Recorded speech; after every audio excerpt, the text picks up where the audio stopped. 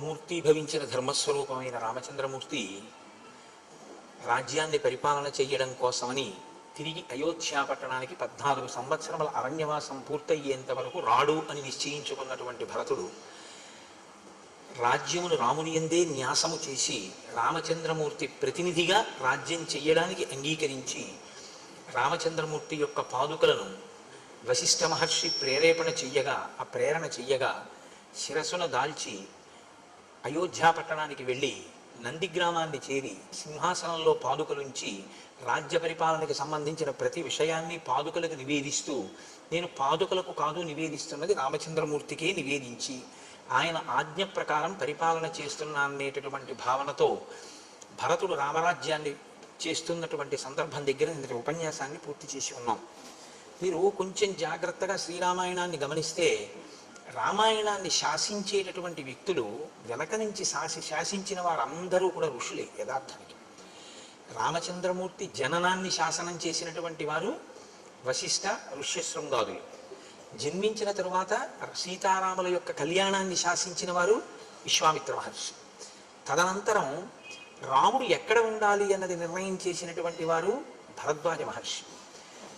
అసలు భరతుణ్ణి అక్కడికి పంపించచ్చా, భరతుని యొక్క శీల వైభవం ఎటువంటిది అన్నది లోకానికి ప్రకాశింపచేసినటువంటి వారు భరద్వాజ మహర్షి. ఆయన కదలికలన్నీ కూడా ఋషులతోటి ముడిపడి ఉంటాయి. ఎప్పుడూ కూడా జీవితం మహాత్ములతోటి ముడిపడి ఉండడం, వారికి విధేయుడై తాను ప్రవర్తించడం అభ్యున్నతికి హేతువుగా ఉంటుంది.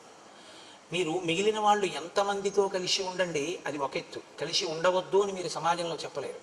ఎందుచేతనంటే ఒక మనిషి సమాజంలో ఉన్నాడు అంటే మంచి చెడు రెండిటికి మధ్యన కూడా ఆయన ప్రతిరోజు స్పందించవలసినటువంటి అవసరం ఉంటుంది. నేను కేవలం మంచి వాళ్ళతో ఉంటానన్నా కుదరదు, కేవలం చెడ్డ వాళ్ళతో ఉండడము కుదరదు. ఎవరితో నువ్వున్నా నీలోని మంచిని నువ్వు నిలబెట్టుకుని నువ్వు లోకానికి ఉపకారం చేసేటటువంటి గుణములతో ప్రకాశించి నీ వలన ఇంకొకరికి ఇబ్బంది రాని పరిస్థితి ఉండాలి అంటే నీ లోపల కొంతమంది ఉండాలి. బయట నువ్వు ఎవరితో తిరిగి ఇబ్బంది లేదు, నీ లోపల మాత్రం ఉండాలి. నీ లోపల ఉండవలసినటువంటి వారు ఋషులు లేదా ఋషితుల్యులు. ఋషితుల్యమైనటువంటి జీవితాన్ని సమాజంలో కొంతమంది పెద్దలు గడుపుతారు. పైకి వారు కూడా మనలా సంసారంలో ఉన్నట్లుగానే ఉంటారు. అగస్త్యుడు సంసారంతో ఉన్నట్టు ఉంటాడు, భరద్వాజుడు సంసారంతో ఉన్నట్టు ఉంటాడు, అత్రి మహర్షి సంసారంతో ఉన్నట్టు ఉంటారు. కానీ వారే ఋషులు, వారే నిర్ణయం చేశారు రాముడి కదలికని. మీరు కూడా అటువంటి ఋషిని మీ హృదయంలో ఉంచుకోవలసి ఉంటుంది. మీ యొక్క కదలికలు జీవితంలో ప్రస్థానం అంతా కూడా ఆయన చేత నిర్ణయింపబడి ఉండాలి. యథార్థానికి గురువుగారి అనుగ్రహం పొందడం అన్న మాటకు అర్థం ఏమిటో తెలుసా అండి? ఇందుకు మీరు సిద్ధపడి ఉన్నారా అని గురువు చూస్తారు. మీరు ఆ స్థితిని పొందారు, గురువు గారి మాటని వేదవాక్కుగా మీరు భావన చేస్తున్నారు అన్ననాడు గురువు మీ జీవిత క్రమాన్ని నిర్ణయం చేస్తాడు. అందుకే మీరు కొంచెం జాగ్రత్తగా గమనించగలిగితే సన్యాసులందరూ గురువులు కాదు, గురువులందరూ సన్యాసులు కాదు. మీరు కొంచెం జాగ్రత్తగా చూడండి నేను అన్న మాటని. సన్యాసులందరూ గురువులు కావలసిన అవసరం లేదు. ఎందుకో తెలుసా అండి? సన్యాసి గురువైతే తనకి తాను గురువు. నేను ఎందుకు ఈ మాట అంటున్నానంటే సన్యాసి అన్న మాటకు అర్థం ఏమిటంటే సత్తు ఎందు న్యాసము చేశాడు ఆయన. ఆయనకి ఇంకా తను చెయ్యవలసిన పని అన్నది ఆయనకేం లేదు. ఏమీ లేని వాడికి మళ్ళీ మీ గురించి యోగక్షేమాలు ఆయన విచారణ చేయడం మొదలెట్టాడు అనుకోండి, ఆయన మీ యోగక్షేమాలు విచారణ చేసి మీ అభ్యున్నతి గురించి ఆయన ప్రయత్నం చేయడం మొదలుపెట్టారు అనుకోండి, ఆయన మీకు ఆశీర్వచనాలు చేయడం, మీ ఇల్లు బాగుండాలని, మీ వ్యాపారాలు బాగుండాలని, మీ పిల్లల చదువులు బాగుండాలని, మీ పిల్లలకి పెళ్ళిళ్ళు అవ్వాలని ఆయన ఆశీర్వచనాలు చేస్తూ కూర్చున్నారు అనుకోండి, అప్పుడు ఆయన సన్యాసిని ఏంటి? కుదరదు. ఆయన లోకం వైపుకి కొంత దృష్టిని మరల్చవలసి వచ్చింది. అలా దృష్టి మరల్స్తే ఎంతవరకు మన అభ్యున్నతి కొరకు దృష్టి మరల్చారో అంతవరకు ఈశ్వరుడి వైపుకి తదేక దృష్టితో ఉండగలిగిన స్థితిని కోల్పోయాడా లేదా? కోల్పోయారు. అందుకే సన్యాసులు అందరూ గురువులు కావాలి అని శాస్త్రం చెప్పదు. కానీ కొంతమంది సన్యాసులు మాత్రం గురువులుగా ఉండాలి. ఎందుకు ఉండాలో తెలుసా? శంకరాచార్యులు వారు చేసిన నిర్ణయంలో ఉన్న అద్భుతం అదే. ఎవరు ఉండాలంటే గురువులుగా పీఠాధిపతులు గురువులుగా ఉండాలి. శంకర భగవత్పాదులు కొన్ని పీఠాలు పెట్టారు. ఆ పీఠాధిపతులు సన్యసించి గురువుగా ఉంటారు. ఆ గురువుగా ఉన్నవారు ఏం చేస్తారంటే సనాతన ధర్మమును నిలబెట్టడానికి సమాజాన్ని అటువైపుకి తిప్పే ప్రయత్నం చేస్తారు. మీరు గోశాలలు కట్టండి అంటారు, అక్కడ గోశాలకి నువ్వు విరాళం ఇయ్యి అంటారు. లేకపోతే ఫలానా చోట నువ్వు ఒక యజ్ఞం చెయ్యి అంటారు. చేశారు. మీకు ఒక కష్టం వచ్చింది, ఎవరికి చెప్తారు మరి? ఆయనకైనా చెప్తారు. ఇప్పుడు మరి మీ అభ్యున్నతికి ఆయన పాటుపడాలా వద్దా? ఆశీర్వచనం చేయాలా వద్దా? కాబట్టి సన్యాసి గురువుగా ఉండవలసిన ఆవశ్యకత ఎవరిదంటే ఒక్క పీఠాధిపతులదే.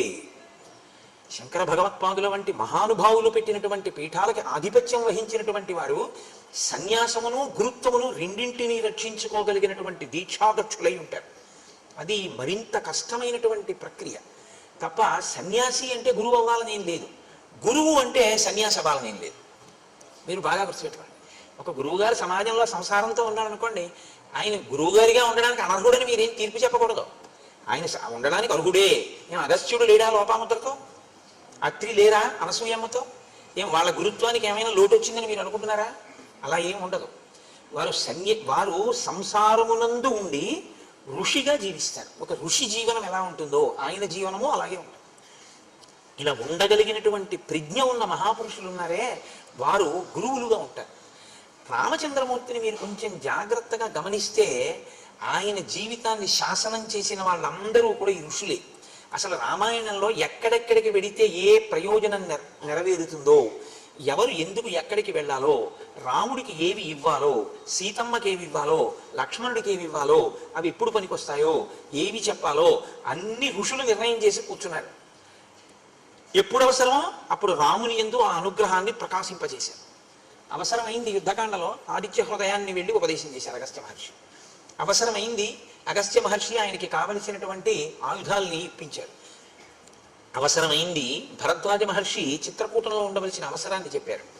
ఇలా మీరు కొంచెం జాగ్రత్తగా గమనిస్తే ఋషులతో రామునికి ఉండేటటువంటి అనుబంధం మీకు బాగా ద్యోతకమవుతుంది. నేను అందుకే మీతో తరచూ ప్రస్తావన చేస్తుంటాను.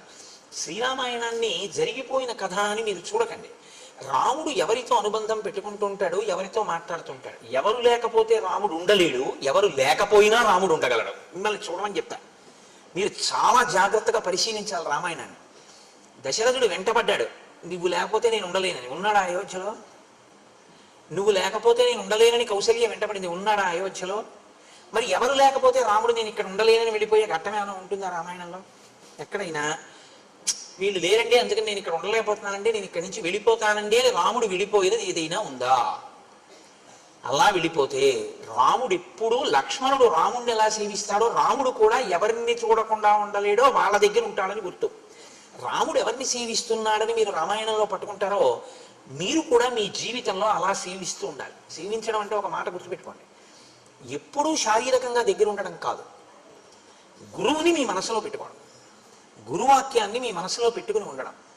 ఎప్పుడు ఏది చేసినా మనం త్రికరణ శుద్ధిగా గురువైభవానికి మనం దోహదం చేస్తున్నామా, ఆయన మాటని అనుష్ఠాన పర్యంతంలోకి తీసుకొస్తున్నామా, ఇది మీకు మీరు పరిశీలన చేసుకోవలసినటువంటి విషయం. దానికి ఎవ్వరు న్యాయమూర్తులు ఉండరు, ఉండే అవకాశం ఉండదు కూడా. ఒకవేళ అలా పరిశీలించి చూసి పట్టుకోవాలనుకుంటే అది పెద్ద విశేషం ఏం కాదు, పట్టుకుంటారు పెద్దలు. పట్టుకున్నా వారు దాని మీద తీర్పు కూర్చోరు. ఎందుకు కూర్చోరో తెలుసా అండి? వాళ్ళ పుణ్యం పోతుంది, ఆయనకెందుకు? నువ్వు అలా ఉన్నావా లేదా నీ వంతు. ఆయన బాధ్యత ఏమిటి? ఒక మాట చెప్పాడు వినలేదు, రెండో మాట చెప్తాడు. రెండో మాట చెప్పాడు వినలేదు, మూడో మాట చెప్తాడు. మూడో మాట చెప్పాడు వినలేదు, నాలుగో మాట చెప్తాడు. నాలుగో మాట చెప్పాడు వినలేదు, ఐదో మాట చెప్తాడు. ఇన్ని మాటలు చెప్తున్నాడని ఆయన దూరంగా పోయాడు అనుకోండి, ఆయన కర్మ. మీరు ఇది బాగా పట్టుకోవాలండి జీవితంలో. రామాయణ కథ 5 నిమిషాల్లో చెప్పేస్తాను, అది పెద్ద విశేషం కాదు. రామాయణాంతర్గతమై మన జీవిత అభ్యున్నతికి పనికొచ్చే విషయాన్ని పట్టుకోవడంలో మాత్రం ఏమరపాటు చెందకండి. మీరు ఈ భూమి మీద కాదు, ఎక్కడో సముద్ర మధ్యంలో ఉన్నా కూడా గురువుగారి మనసులో ఉన్నారనుకోండి, అది నిజమైన శిష్యుడని గుర్తు. ఆయన శిష్యుడు. ఎందుచేత అంటే గురువు గారిని మనసులో పెట్టుకుని ఉన్నాడు, ఆయనకి పక్కన ఉండక్కర్లేదు.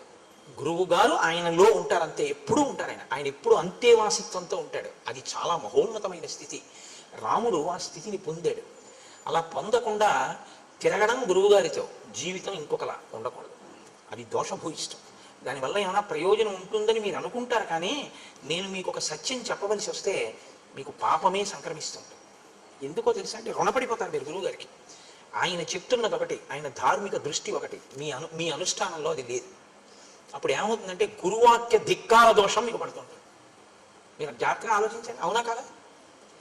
కాబట్టి గురుభక్తి అన్న మాటకు అర్థం ఏంటంటే గురువు గారు మీకేం చెప్పారో దాన్ని మీరు అనుష్ఠిస్తున్నారా లేదా, దీనికి మీకు మీరు సాక్షిగా కూర్చోవలసి ఉంటుంది.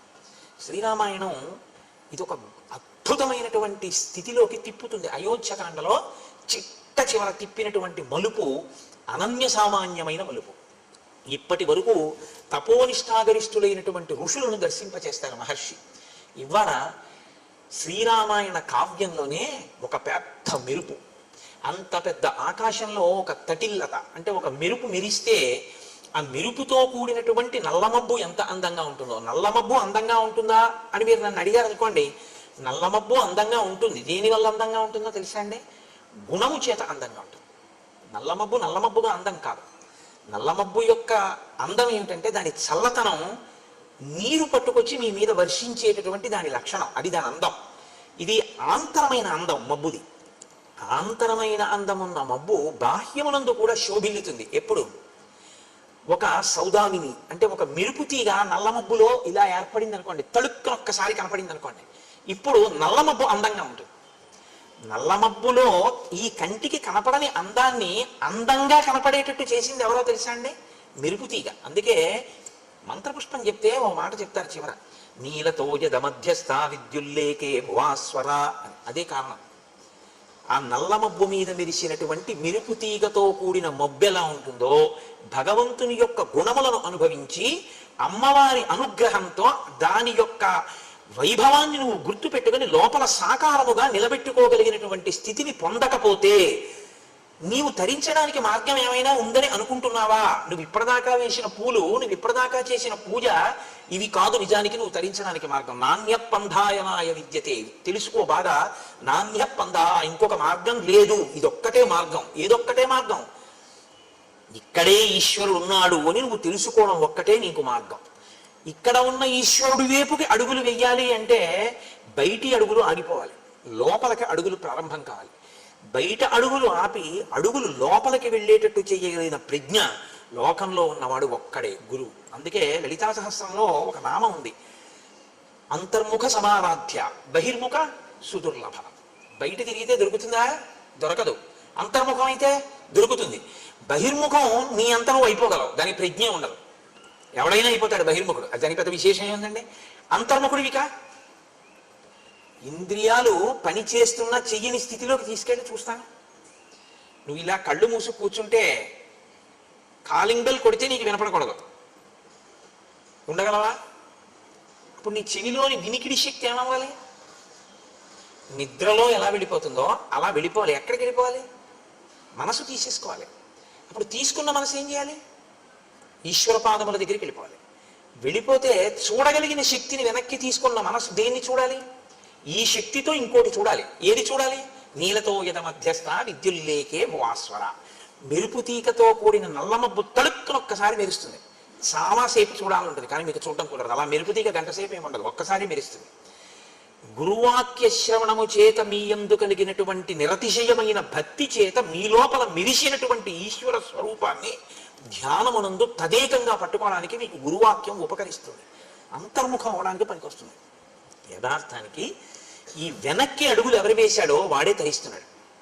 ముందుకి అడుగులు ఎవరు వేస్తున్నాడో అంటే బాహ్యంలో ఎంత పెరుగుతున్నా అది పెరుగుదల కాదు. మీరు జ్ఞాపకం పెట్టుకోండి. అది ఏమిటో తెలుసా అండి? యథార్థంగా చెప్పాలంటే, నేను పరమ సత్యాన్ని మాట్లాడాలి అంటే మీ పుణ్య క్షయము దాని పేరు. మీ పుణ్యము క్షయమైపోతుందని గుర్తు. పుణ్యం చేస్తున్నారు, క్షయం అయిపోతుంది. బాహ్యంలో పెరుగుదల కనపడుతుంటుంది. అది ఉపకరిస్తుందా అని మీరు నన్ను అడిగారనుకోండి, ఈ శరీరంతో ఉన్నంత కాలం పనికొస్తుంది. వచ్చే జన్మలో కూడా ఓ శరీరం పుచ్చుకుంటే సుఖాన్ని ఇస్తుంది. కానీ అసలు ఈ సుఖము దుఃఖము కాదు, నేను ఈశ్వరుణ్ణే చేరాలన్నాను అనుకోండి, ఈ బయట అడుగులు కాదు, లోపలికి అడుగులు కావాలి. లోపలికి అడుగులు కావాలి అంటే ప్రయత్నపూర్వకంగా మీరు బయటి అడుగులు ఆపేయవలసి ఉంటుంది. అనవసరంగా ఎవ్వరితోటి సంఘాన్ని ఆప్ చేయాలి. ఆప్ చేసి అంతర్ముఖత్వాన్ని నేర్చుకోవాలి. బాగా ధ్యానం చేసి లోపలికి వెళ్ళి పట్టుకోవాలి. రామచంద్రమూర్తి యొక్క అనుగ్రహం అంతా అంతే. అది రామాయణ కాలంలో బాగా ప్రకాశిస్తుంది. శ్రీరామాయణ శ్రవణం చేసేటప్పుడు, శ్రీరామాయణ పఠనం చేసేటప్పుడు రామానుగ్రహంతో మీకు ఆ శక్తి పరిఢవిల్లుతుంది, తొందరగా ధ్యానం ఇష్ట కుదురుతుంది. అందుకని మీరు ఆ కోణంలో రామాయణాన్ని పరిశీలన చెయ్యండి. ఆ మెరుపు తీగ ఎలా ఉంటుందో ఇవాళ శ్రీరామాయణంలో అటువంటి మెరుపు తీగ ఒకరు వస్తారు. ఆ మెరుపు తీగ ఎవరో పురుషులు తపస్సు చేయడం, ఋషులు కావడం, భరద్వాజుని వంటి వారు దేవతల్ని కూడా పిలిచి పని చేయించుకోవడం మనం చూసాం. ఒక స్త్రీ ఎంత స్థితికి ఎదిగిందో, త్రిమూర్తుల్ని తన బిడ్డలుగా ఎలా చేయగలిగిందో ఇవాళ మీరు చూస్తారు. అటువంటి మహోత్కృష్టమైనటువంటి ఘట్టాన్ని అయోధ్యకాండ చివరికి తీసుకొచ్చి అక్కడ చెప్పని రహస్యంతో ఇక్కడ సీతారామ కళ్యాణాన్ని సీతమ్మ నోటితో చేయించి పూర్తి చేస్తారు మహర్షి వాళ్ళు. అంటే నేను ఇవాళ ఎందుకు చెప్తున్నానంటే మీరు కథనంతటినీ ఈ కోణంలో వినవలసి ఉంటుంది తప్పించి కేవలం జరిగిపోయిన కథ అని వినవద్దు. ఇప్పుడు భరతుడు వెళ్ళిపోయాడు, శత్రుఘ్నుడు వెళ్ళిపోయాడు, సైన్యం అంతా వెళ్ళిపోయింది, ఋషులు ఆ వచ్చిన వశిష్ఠాది ఋషులు వెళ్ళిపోయారు, తల్లులు వెళ్ళిపోయారు. రాముడు సీతాలక్ష్మణ సహితుడై ఉండిపోయాడు. పూర్వం ఎలా ఉన్నాడో ఇప్పుడు అలాగే ఉన్నాడు. అంటే అంతకు ముందు సీతారామ లక్ష్మణులు ఉన్నారు, ఇప్పుడు సీతారామ లక్ష్మణులు ఉన్నారు. సీతారామ లక్ష్మణులు చిత్రకూటానికి వచ్చినప్పుడు సంతోషంగా ఉన్నారు, రాజ్యం పోయిందని బాధలేదు. మధ్యలో వీళ్ళందరూ వచ్చి కనపడ్డారు, వెళ్ళిపోయారు, రాముడు సంతోషంగానే ఉన్నాడు. వాళ్ళు వచ్చి వెళ్ళారని రాముడికి ఏం బాధ లేదు, రాజ్యమే వద్దన్నాడు, ఆ బాధ ఉంటే ఎప్పుడో వెళ్ళిపోయేవాడు. కానీ ఒక గమ్మత్తు జరిగింది అన్నారు మహర్షి. ఏం జరిగింది అంటే ఆ చిత్రకూట పర్వతం మీద ఉండేటటువంటి ఋషులు రాముణ్ణి చూసినప్పుడల్లా నోటితో మాట్లాడుకోవడం మానేసి 15 మంది 20 మంది అలా గుంపులు గుంపుల కింద చేరి ఇలా కళ్ళతోటే చూపించేవారట, ఇలా చూపించి అని ఏదో మాట్లాడుకునేవారు. ఎంత గమ్మత్తుగా మాట్లాడతారంటే మహర్షి వాళ్ళు నోటితో మాట్లాడుకోలేదు, కనుసైగలే చేశారు. మాట మాట్లాడితే ఒక సావకాశం ఉంటుందండి. ఏమిటవుతుందంటే మీరు అసలు ఏమనుకుంటున్నారో నాకు అర్థమైపోతుంది. మీరు నాకు అర్థం కాకుండా అర్థం ఎప్పుడవుతుందంటే 2 కోణాల్లోనూ అనుమానం వస్తుంది. ఎప్పుడు నేను ఇలా వచ్చి ఇక్కడ నించున్నాను అనుకోండి గురు ప్రార్థనకి, మీ అందరూ అన్నారు అనుకోండి, అదేంటి అందరూ అలా అంటున్నారేంటి, ఏమైంది, ఎందుకు అలా నన్ను చూపించి అలా భృకుటి ముడేస్తున్నారు అందరూ, నేనేమైనా దోషం చేశానా, లేకపోతే ఎవరికన్నా ఈయనే కోటేశ్వరరావు గారు అని ఏమైనా చెప్తున్నారా, అనుమానం వస్తుందా రాదా? అనుమానం వచ్చినప్పుడు మీరు ఒకటి గుర్తుపెట్టుకోండి, నా అంత నేను నిర్ణయం తీసుకోవడం ఒక లక్షణం, నేను అడగడం ఒక లక్షణం.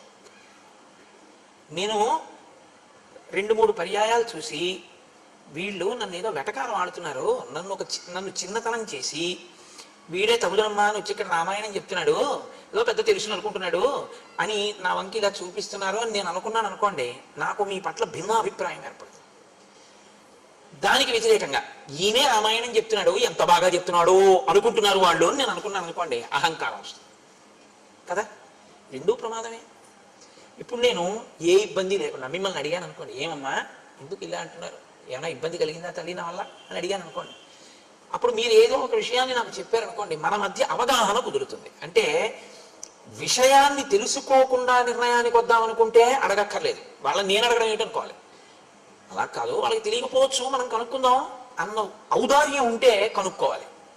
ఇప్పుడు ఇందులో 2 నేను అందుకే మీతో మనవి చేసింది, రామాయణం పైకి కనపడినట్టు ఉండదు, రాముని యొక్క శీలాన్ని చూపిస్తూ ఉంటుంది. నువ్వు కూడా ఇలా ఉండాలి జీవితంలో, ఎందుకంటే ఏదో ఒకనాడు మిమ్మల్ని చూపించి అనేది కనపడుతుంది. మీరు కంగారు పడిపోకూడదు, మీకు అయోధ్యకాండ జ్ఞాపకానికి రావాలి.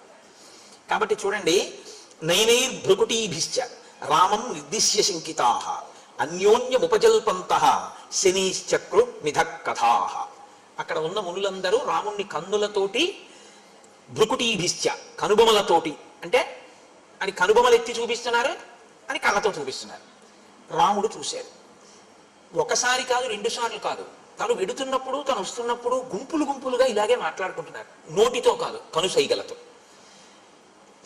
వీళ్ళని ఒక్కొక్కళ్ళని అడగడం కన్నా వీళ్ళందరికీ కులపతి ఒకరు ఉంటారు. కులపతి అన్నమాట రామాయణంలోదే. కులపతి అంటే 1000 మంది శిష్యులు ఉన్నవాడు, 100 శిష్యులు ఉన్నవాడు ఎక్కడికైనా వచ్చాడు అంటే చాలా గొప్ప విషయం అది. అటువంటి ఆయన్ని చాలా బహుధా జాగ్రత్తగా చూడాలి. అంటే జీవితంలో 100 మంది తనని అనువర్తించేట్టుగా, వాళ్ళ మనసు మారేటట్టుగా మాట్లాడగలిగినటువంటి వాగ్వైభవము తపస్సు చేత సాధించుకున్నవాడు. వాక్కుకి శక్తి మామూలుగా వస్తుందని మీరు అనుకోకండి, కేవలం తపస్సు చేతనే వాక్కు అగ్నిహోత్రం అవుతుంది. అటువంటి వారి మాటలే ఎదుటి వారి హృదయం మీద పనిచేస్తాయి.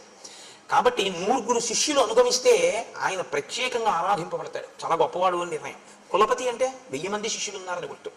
ఆ కులపతి దగ్గరికి వెళ్ళి నమస్కరించి రాముడు అడిగాడు, ఎందుకు ఈ మునులందరూ నన్ను చూసి కనుబొమలెత్తి మాట్లాడుతున్నారు, ఏమైనా కారణం ఉందా? తన వైపు నుంచి ముందు చెప్పాడు, ఇది రాముడి పెద్ద మనసు అంటే. నా భార్య నన్ను అనుగమించి వచ్చింది, ఏమీ తెలియదు, అమాయకురాలు. ఒకవేళ ఆమె వలన మీకు ఎవరికైనా ఏమైనా ఇబ్బంది కలిగిందా?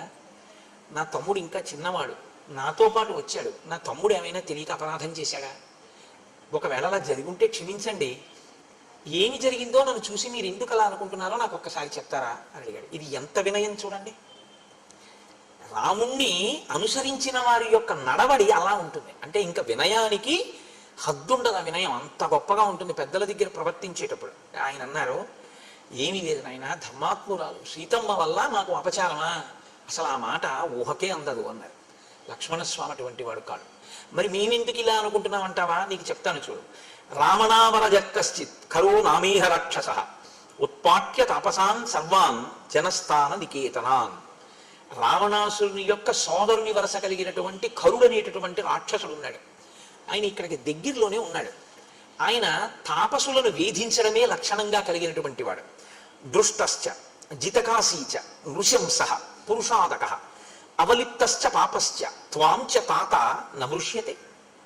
ఆయన దృష్టశ్చ పొగరుబోతువాడు, చాలా విశేషమైన పొగరు. కాబట్టి యువతల వాళ్ళని లక్ష్య పెడదా ఉండదు. పొగరు అనేటటువంటిది ఎలా ఉంటుందంటే దానికి ఒక ప్రయోజనం ఉండదు. మీరు గుర్తుపెట్టుకోండి, పొగరు అనేటటువంటిది ఏమిటో తెలుసా అండి?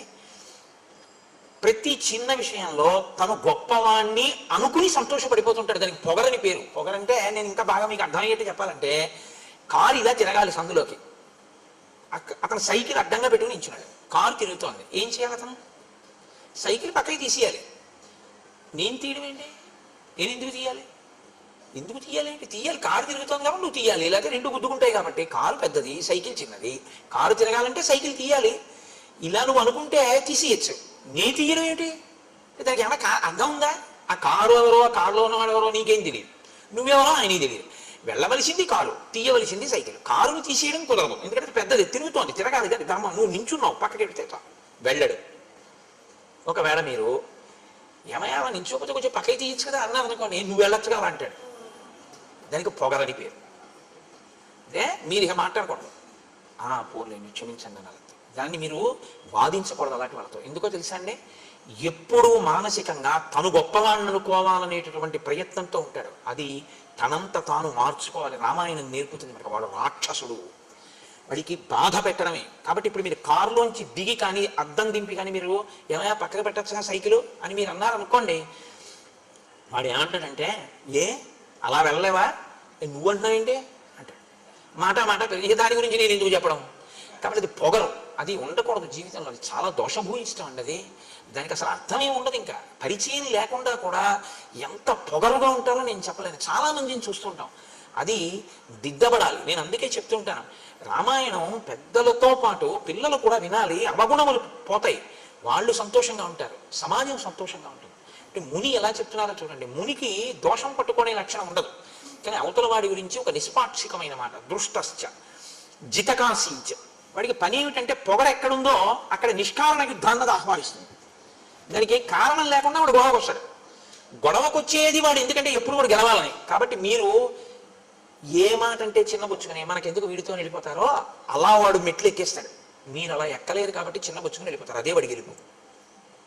ఎన్ని మాటలు గెలిచాడో అన్ని మాటలు ఉండకూడని రీతిలో ప్రవర్తిస్తూ ఉంటాడు. జితకాశీచ నృశంస.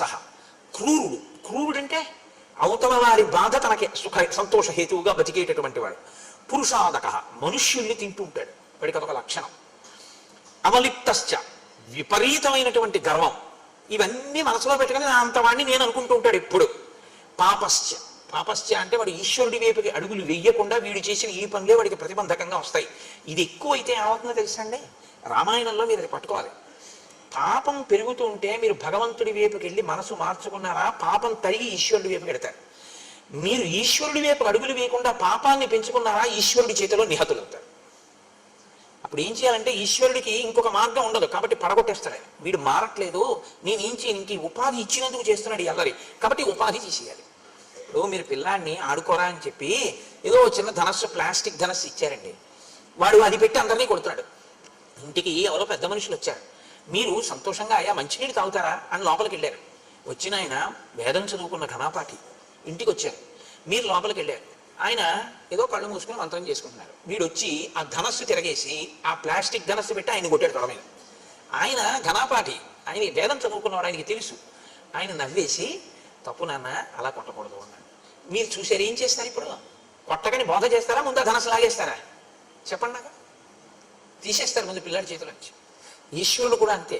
ఇది వీడికి ఇచ్చాను కాబట్టి వీడిలా బాధ పెట్టేస్తున్నాడు కాబట్టి తీసేస్తాను, ఇంకా తప్పదని తీసేస్తాడు. అదే పాపమును తీయడానికి ఈశ్వరుడు రావడం అన్న మాటకు అర్థం అది. నువ్వు పెంచుకుంటూ పోతే నిన్ను తీసేయడం వినా మార్గం లేని స్థితి వస్తుంది. నువ్వు ఏదైనా అడ్డు పెట్టుకుని విపరీతంగా అహంకరిస్తే దాన్ని తీసేయడం వినా ఈశ్వరుడికి ఇంకో మార్గం లేకుండా పోతుంది. ఇది ఎప్పుడూ చాలా జాగ్రత్తగా జ్ఞాపకం పెట్టుకోవాలి. ఇంకో పెద్ద ధనస్సు, ఇంకో 4 బాణాలు కూడా ఎప్పుడు ఇస్తాడు తండ్రి గారు?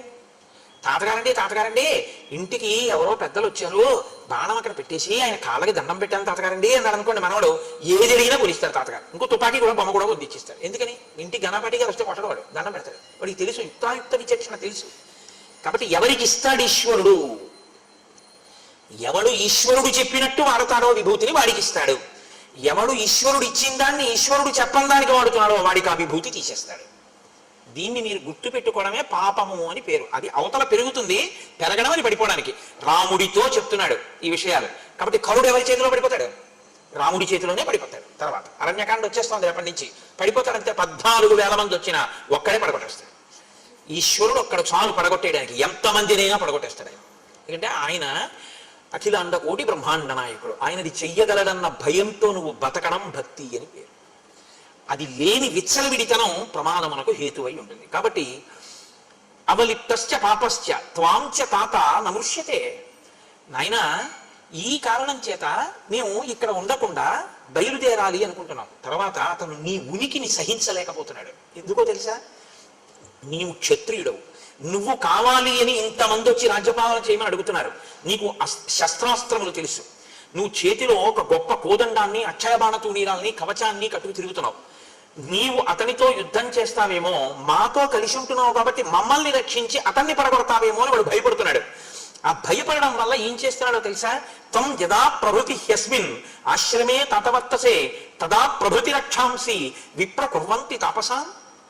నీవు ఇక్కడికొచ్చి మేము నీతో అన్యోన్యంగా ఉండి నువ్వు మాతో అన్యోన్యంగా ఉంటే రేపు మనిద్దరికీ శత్రువు అతను కాబట్టి మమ్మల్ని రక్షించడానికి నువ్వు తనని వేధిస్తావని అనవసరంగా మమ్మల్ని ఎక్కువగా వేధిస్తున్నాడు. ఇప్పుడు విచిత్రమైనటువంటి వికృతమైన రూపాలు చూపిస్తున్నాడు. మేము భయపడిపోతున్నాం. హోమం చేసుకుందాం అక్కడ సృక్కులు స్రువాలు పెట్టుకుంటే విసిరేస్తున్నాడు, నెయ్యి పెట్టుకుంటే వంపేస్తున్నాడు, అగ్నిహోత్రాన్ని వేలిస్తే ఆర్పేస్తున్నాడు, తాపసులు అలా వెళ్ళిపోతుంటే పట్టి చంపేసి తినేస్తున్నాడు. పూర్వం వీళ్ళు మన్నేం చేస్తారని అనుకునేవాడు. ఇప్పుడు మా యందు క్రోధం అతిశయించింది. దీనికి కారణం నువ్వు ఇక్కడికి రావడమే. అందున ఇప్పుడు నీ వాళ్ళందరూ వచ్చారు కాబట్టి ఇప్పుడు ఉంటాడా? అసలు ఊరుకోడు, మమ్మల్ని అందరినీ ఇలా వరుసగా చంపేస్తాడు. అందుకే నువ్వు ఇక్కడ ఉండు, మేము ఇంకో చోటికి వెళ్ళిపోతాం. నువ్వు వెళ్ళు, నువ్వు వచ్చాక మాకు ఇబ్బందులు వస్తున్నాయని మేము అనం. ఎందుకో తెలుసా? ఇది మర్యాద అన్నమాట. మనమైతే కోర్టులో కేసులన్నీ ఏమిటంటే ఇది నాది, ముందు నేను వచ్చాననే గొడవలు. మునులో గొప్పతనం ఏంటంటే నువ్వు వచ్చో ఉండు, మేము వెళ్ళిపోతాం ఇక్కడి నుంచి. ఇతరులు ప్రశాంతత కోరుకుంటారు తప్ప తమ అధికారాన్ని వాళ్ళు కోరుకోరు. వాళ్ళని మునులు అంటారు. మౌనంగా ఉండి ఎప్పుడూ ఈశ్వర విషయాన్ని మననం చేస్తారు కాబట్టి వాళ్ళకి ముని అని పేరు. కాబట్టి మేము వెళ్ళిపోతాం నాయన ఇక్కడి నుంచి అని అన్నారు. ఆయన ఇంటికి వాళ్ళందరూ వేరే చోట కందమూలాలు దొరుకుతాయి అక్కడికి మేము వెళ్ళిపోతాము అని చెప్పి వెళ్ళిపోయారు. కానీ రాముడుట వాళ్ళు వెళ్ళిపోతే ఉండలేకపోయాడు. ఇది మీరు పట్టుకోవాలి.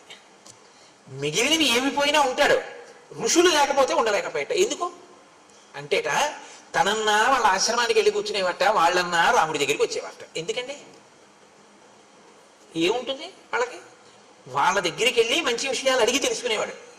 లేదా వాళ్ళందరినీ పిలిచి కూర్చోబెట్టి కందమూలాలు పెట్టి వాళ్ళందరినీ 4 మంత్రాలు చదవమని 4 మంచి మాటలు వాళ్ళ దగ్గర వినేవాడు. అటువంటి వాళ్ళు దగ్గరుండి వాళ్ళ మంచి మాటలు వినకపోతే నేను ఒక్కడిని ఏదో 14 ఏళ్ళు పూర్తి చేసేయడానికి అడవిలో ఉన్నానంటే అడవిలో ఉన్నానంటానికే. అటువంటి మహాత్ముల సంగము చేత నా బుద్ధిని నేను బాగా పదులు పెట్టుకోవాలి.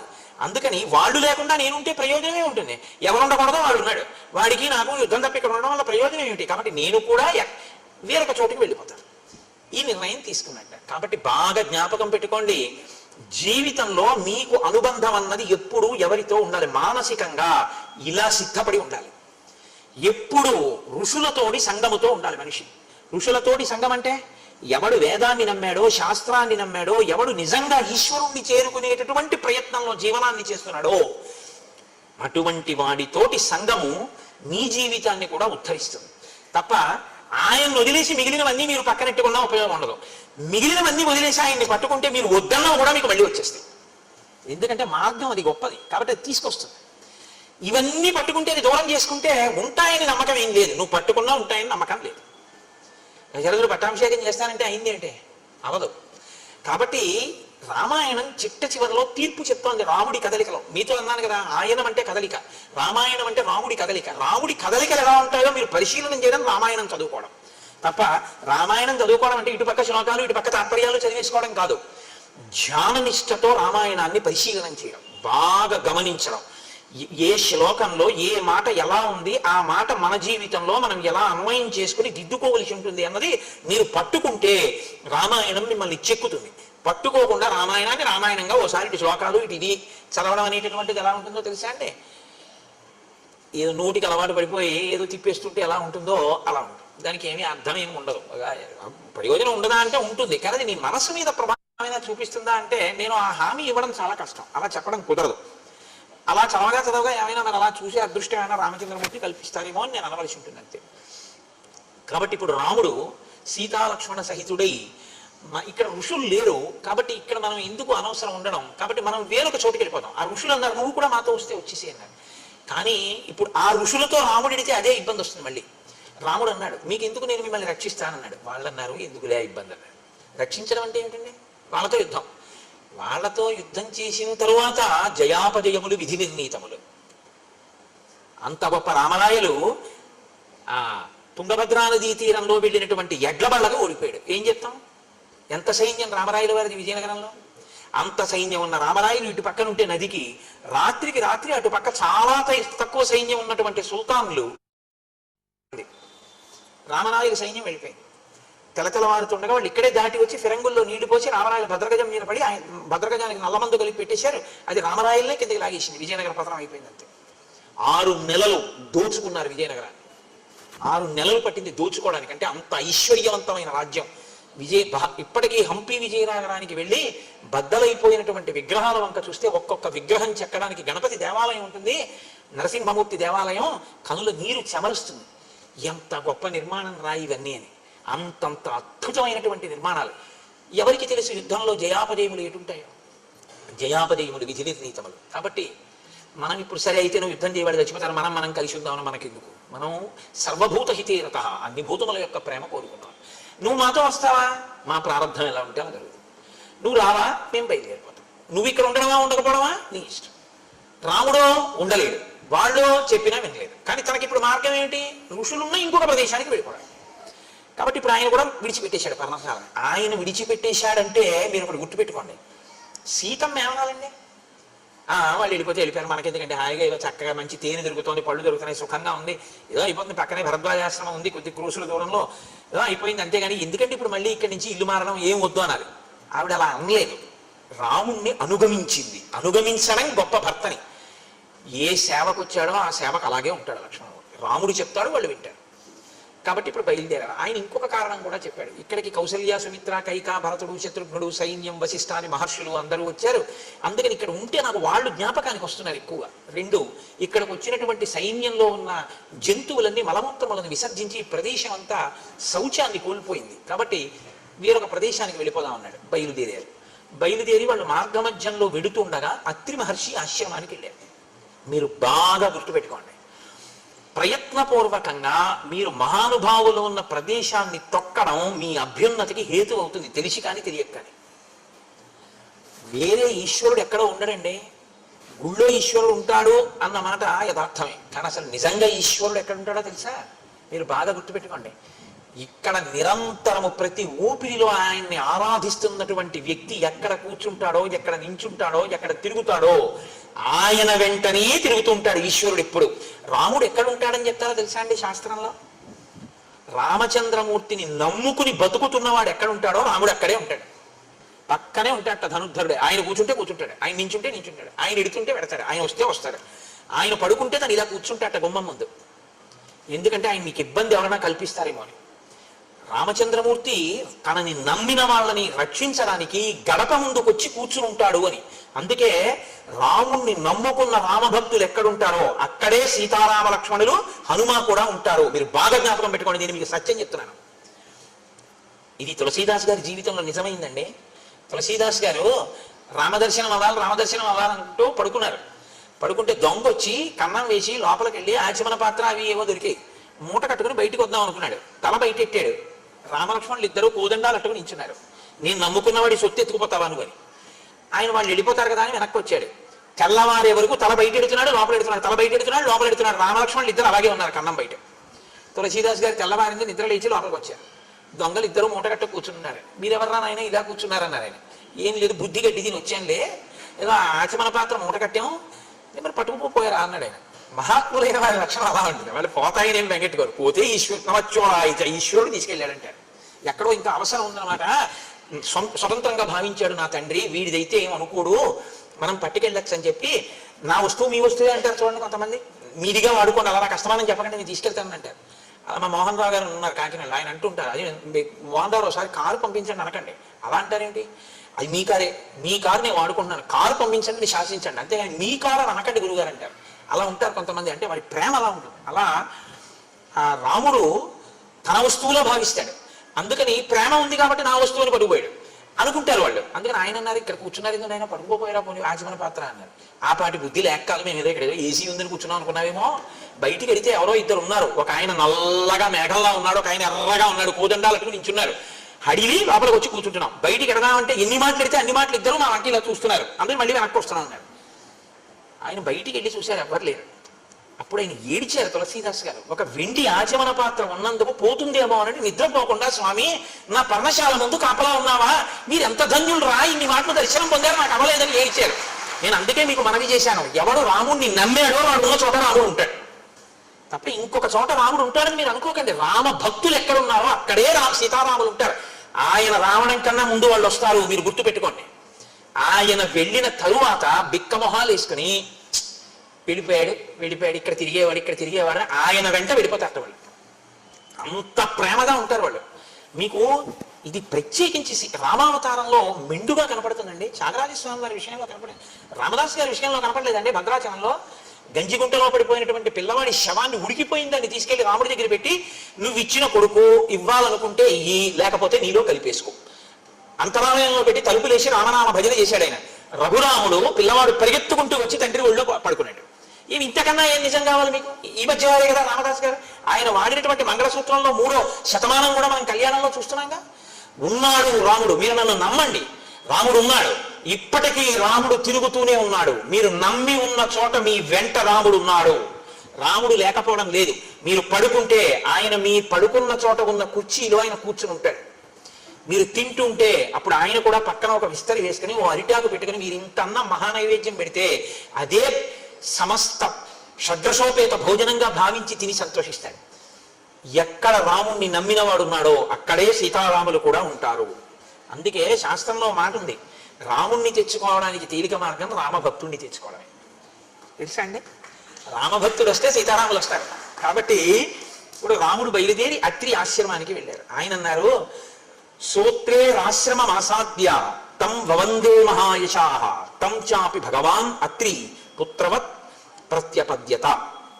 భగవాన్ అత్రి, ఆయన బ్రహ్మమానస పుత్రుడు. అత్రి మహర్షి అంటే సామాన్యమైనటువంటి వారు కాదు, మహానుభావుడు అత్రి. అటువంటి అత్రి మహర్షి మీకు నమస్కారం, మేము మీ ఆశ్రమానికి వచ్చాం అని. సీతారామ లక్ష్మణులు సాక్షాత్తు విష్ణువు లక్ష్మి అని అత్రికి తెలుసు, కానీ నరుడిగా ఉన్నాడు కనుక ఋషులకు ఆయనే నమస్కారం ముందు చేస్తాడు అని. భగవాన్ అత్రి అని ఆయనకి నమస్కారం చేస్తే తన పుత్రుల్ని ఎలా ప్రేమిస్తాడో అలా ప్రేమించాట. ఒక గురువుకి ఒక ఋషికి ఉండే లక్షణం అది. పిల్లలు తప్పు చేసినా ఎలా మన్నించగలడో తండ్రి, గురువు ఋషితుల్యుడు మన్నించి చేరతీస్తాడు. చేరతీశాడు కదా అని మీరు మీ నడవడి మార్చుకోకుండా మాత్రం ఉండకూడదు. కాబట్టి ఇప్పుడు అత్రి మహర్షి అనసూయమ్మని చూపించి ఆ సీతారామ లక్ష్మణులతో చెప్తున్నారు. ఇది మహోత్కృష్టమైన ఘట్టం అండి. నాకు శ్రీరామాయణంలో అత్యంత ప్రీతిపాత్రమైనటువంటి ఘట్టాల్లో నాకు ఇదొకటి. దశవర్షాణ్యనావృష్ట్య దగ్ధే లోకే నిరంతరం యయా మూలఫలే సృష్టే జాహ్నవీచ ప్రవర్తిత. రామ, నా భార్య అనసూయమ్మ అని ఉంది. ఆ అనసూయమ్మ ఎటువంటిదో తెలుసా రామ? ఒక 10 సంవత్సరాల పాటు అనావృష్టి వచ్చింది, ప్రజలకి తినడానికి ఏమీ లేక చచ్చిపోతున్నారు. అప్పుడు నా భార్య ఎండిపోయిన గంగా నది ప్రవహించేటట్టు చేసింది తన తపశక్తితో. నీటితో ప్రవహించేటట్టు చేసి ఎండిపోయినటువంటి నేల నుంచి కందమూలములు వచ్చేటట్టుగా, మొక్కలు ఆకుపచ్చతనంతో పెరిగి కాయలు పళ్ళు పండేటట్టుగా చేసింది. చేసి ఈ ప్రజలందరికీ అన్నం పెట్టింది నా భార్య. అంత గొప్ప తల్లి నా భార్య. కడుపున పుట్టిన వాళ్ళకి పెడతారు, ఈ ప్రాంతంలో ఉన్న వాళ్ళందరికీ 10 ఏళ్లు పెట్టింది నా భార్య. అంతటి విశాలమైన మనసున్నది. లోకమంతటి చేత అమ్మా అని పిలిపించుకున్నటువంటి తల్లి. ఉగ్రేణ తపసాయుక్త నియమైశ్చాప్యలంకృత దశవర్ష సహస్రాణి యయా తప్తం మహత్తప. దశవర్ష సహస్రాణి, ఆమె 10,000 సంవత్సరముల పాటు చాలా కఠినమైన నియమములతో తపస్సు చేసింది ఒక స్త్రీ, నా యొక్క అనుమతితో. మీరు బాగా జ్ఞాపకం పెట్టుకోండి, ఆడది నోము చేస్తుంది, ఆడది వ్రతం చేస్తుంది. కానీ ఆడది చేసే నోముకి, ఆడది చేసే వ్రతానికి సిద్ధిని దేవతలు ఎప్పుడు ఇస్తారో తెలుసా అండి? ముందు భర్త పాదాలకు నమస్కారం చేసి అనుమతి తీసుకుంటే. ఎందుకనంటే యోమే భర్త సమీ గురువు. అది వదిలేసి ఆయనకి ఏం తెలియదండి, ఆయన విరిదాడండి, ఆయన పిచ్చాడండి, ఆయన ఏం చేసుకోరండి, నేనే చేస్తుంటానండి, మా ఇంట్లో అన్న వాళ్ళ పూజలు ఈశ్వరుడు ఆదరించాడు. నేను ఉన్న మాట మాట్లాడుతున్నానంతే. నేను వేదాన్ని నమ్ముకున్నాను, నేను శాస్త్రాన్ని నమ్ముకున్నాను, నేను రామాయణాన్ని నమ్ముకున్నాను. నేను ఏది నమ్ముకున్నానో నేను అదే మాట్లాడతాను. నాకు ఇంకోలా మాట్లాడటం నాకు చేత కాదు. కాబట్టి అత్రి అంటున్నారు, అనసూయా వ్రతై స్నాత ప్రత్యూహాశ్చ నివర్తితా దేవకార్య నిమిత్తంచ యయా సంతరమాణయ దశరాత్రం కృతా రాత్రి సేయం మాతేవతే నఘ తామిమాం సర్వభూతానాం నమస్కార్యాం యశస్వినీం అభిగచ్చతు వైదేహి వృద్ధామ క్రోధనాం సదా అనసూయేతి యా లోకే కర్మభిఖ్యాతిమాగత. ఆయన అంటున్నారు, ఈ అనసూయ ఎంత గొప్పదో తెలుసా రామ? ఈమె దేవతల కొరకు 10 రాత్రుల్ని ఒక రాత్రిగా మార్చింది. సుమతి అని ఆవిడ కూడా చాలా పతివ్రతే. కానీ నేను మీతో మనవి చేశాను, 2 రకాలుగా అనుష్ఠానం ఉంటుంది. భర్త ఏం చెప్తే చేసేవాళ్ళు కొందరు, భర్తతో పాటు శాస్త్రం బాగా తెలిసి ధర్మాధర్మములు ఆయనతో మాట్లాడుతూ కలిసి ఆయన్ని దిద్దుతూ తమని దిద్దుకుంటూ అనుగమించేవారు కొందరు. సీతారాములు 2వ కోవలోకి వస్తారు, సుమతి 1వ కోవలోకి వస్తుంది. ఆవిడ భర్త ఏం చెప్తే అది. భర్త ఒక రోజు ఒక దారుణమైన కోరిక కోరాడు అని, పెద్ద నేను విశేషంగా దాని గురించి ప్రస్తావన చేయక్కర్లేదు, మీ అందరికీ తెలుసు. ఆవిడ బుట్టలో పెట్టుకుని రాత్రి వేళ తీసుకెడుతోంది ఆయన కోరుకున్నటువంటి వేశ్యా మందిరానికి. అక్కడ మాండవ్య మహాముని అని ఒక మాండవ్య మునికి ఆయన పూర్వక జన్మలో చేసుకున్నటువంటి పాపం అనుభవానికి వచ్చి ఆయన్ని కొరత వేశారు. కొరత వేసి అంటే శూలారోహణం చేయిస్తారు. ఆయన శూలంలోకి దిగుతుండడంలో విశేషమైన బాధతో ఉన్నాడు. చీకట్లో ఈవిడ బుట్టలో తీసుకెళ్తూ ఉండడంలో ఈ బుట్టలో కూర్చున్నటువంటి కౌశికుడు అంటారు ఆయన, ఆయన యొక్క చెయ్యి, ఆయన యొక్క శరీరం ఆ మహర్షి యొక్క భుజానికి తగిలింది. చాలా బాధలో శూలం దిగుతోంది ఆయన శరీరంలోకి. అది ఒక శిక్ష వేసేవారు పూర్వం. శూలం మీద కూర్చోబెట్టి వదిలేస్తారు, అది అలా దిగుతూ ఉంటుంది తల వరకు, లోపల నుంచి దిగుతూ వస్తూ ఉంటుంది. ఎంత బాధ! అప్పుడు భుజానికి తగిలితే శరీరం కదిలితే ఇంకెంత బాధ! ఆయన కోపం వచ్చింది. నేను అసలే కొరత శిక్షతో బాధపడుతుంటే నన్ను ఇంకొంత బాధ పెట్టావు కాబట్టి నువ్వు సూర్యోదయానికి మరణిస్తావు. వెంటనే సుమతంది, సూర్యోదయం అయితే నా భర్త పోతాడు కాబట్టి సూర్యుడు ఉదయించకుండుగాక. ఇప్పుడు ఒకరు తపస్సు చేత శపించాడు, ఇంకొకరు పాతివ్రత్యం చేత సూర్యోదయాన్ని ఆపేశాడు. ఇప్పుడు సూర్యోదయం అయిపోయింది. ఇప్పుడు ఆవిడికి ఎవరెళ్ళి చెప్పినా ఆవిడ ఏమనేదంటే, తెల్లవారితే నాకు వైధవ్యం వస్తుంది కాబట్టి నేను తెల్లవారనివ్వ. తెల్లవారడం అన్నది ఆగిపోతే, సూర్యోదయ సూర్యాస్తమయాలు ఆగిపోతే లోకంలో ఒక విచిత్రమైన స్థితి వస్తుంది. ఇది మీరు గమనించాలి. రాత్రి పగలు ఉన్నాయి కాబట్టి మనకి సంతోషంగా గడిచిపోతుందండి. ఎప్పుడూ పగలే ఉందనుకోండి అసలు బతకలేము, ఎప్పుడూ రాత్రి ఉందనుకోండి అసలు బతకలేం. పగలు 12 గంటలు, రాత్రి 12 గంటలు ఉంటుంది కాబట్టి మనం సంతోషంగా జీవితాన్ని గడపగలుగుతున్నాం. ఇప్పుడు సూర్యోదయ సూర్యాస్తమయాలు ఆగిపోతే దేవతలందరూ ఇప్పుడు ఎవరిని ప్రార్థించాలి అంటే, వెళ్ళి ఆ మహాతల్లి అనసూయమ్మని ప్రార్థన చేయండి అన్నారు. ఆ తల్లి అనసూయ, నీకేం పర్వాలేదు, సూర్యోదయం అవని నీ భర్త మరణిస్తాడు, నా తపశ్శక్తి చేత నేను మళ్ళీ బ్రతికిస్తానని సూర్యోదయం అయ్యేటట్టు చేసి ఆవిడ మళ్ళీ ఆమె భర్తని బ్రతికించి ఆవిడ 5వ తనాన్ని నిలబెట్టింది. అంత గొప్పది అటువంటి తల్లి ఈమె. తామిమాం సర్వభూతానాం నమస్కార్యాం యశస్వినీం. ఈమె సర్వభూతముల చేత కూడా నమస్కరింపబడడానికి యోగ్యురాలు. అందుకే ఎక్కడెక్కడ అనసూయాస్వరూపంగా సువాసిని పూజ చేస్తారో అక్కడక్కడ అది చూసిన వాళ్ళకి 5వ తనం నిలబడుతుంది. అది చూసిన వాళ్ళకి దేవతల యొక్క అనుగ్రహం కలుగుతుంది. మీకు సృష్టిలో అనసూయలా ప్రవర్తించినటువంటి వాళ్ళు ఆ పాతివ్రత్యం అంత గొప్పది. ఎప్పుడూ మీరు గుర్తుపెట్టుకోండి, శాస్త్రం ఎలా మాట్లాడుతుందంటే పురుషుడిది తపస్సు గొప్ప, ఆడదానిది పాతివ్రత్యం గొప్ప. ఆడది పురుషుణ్ణి అనుగమించగలిగితే చాలు, అలా అనుగమించగలిగితే ఆమెకు అంత తపశ్శక్తి వస్తుందంతే, ఆవిడ అటువంటి స్థితిని చేరుకుంటుంది. ఆ స్వధర్మం అంతే మాట్లాడుతుంది.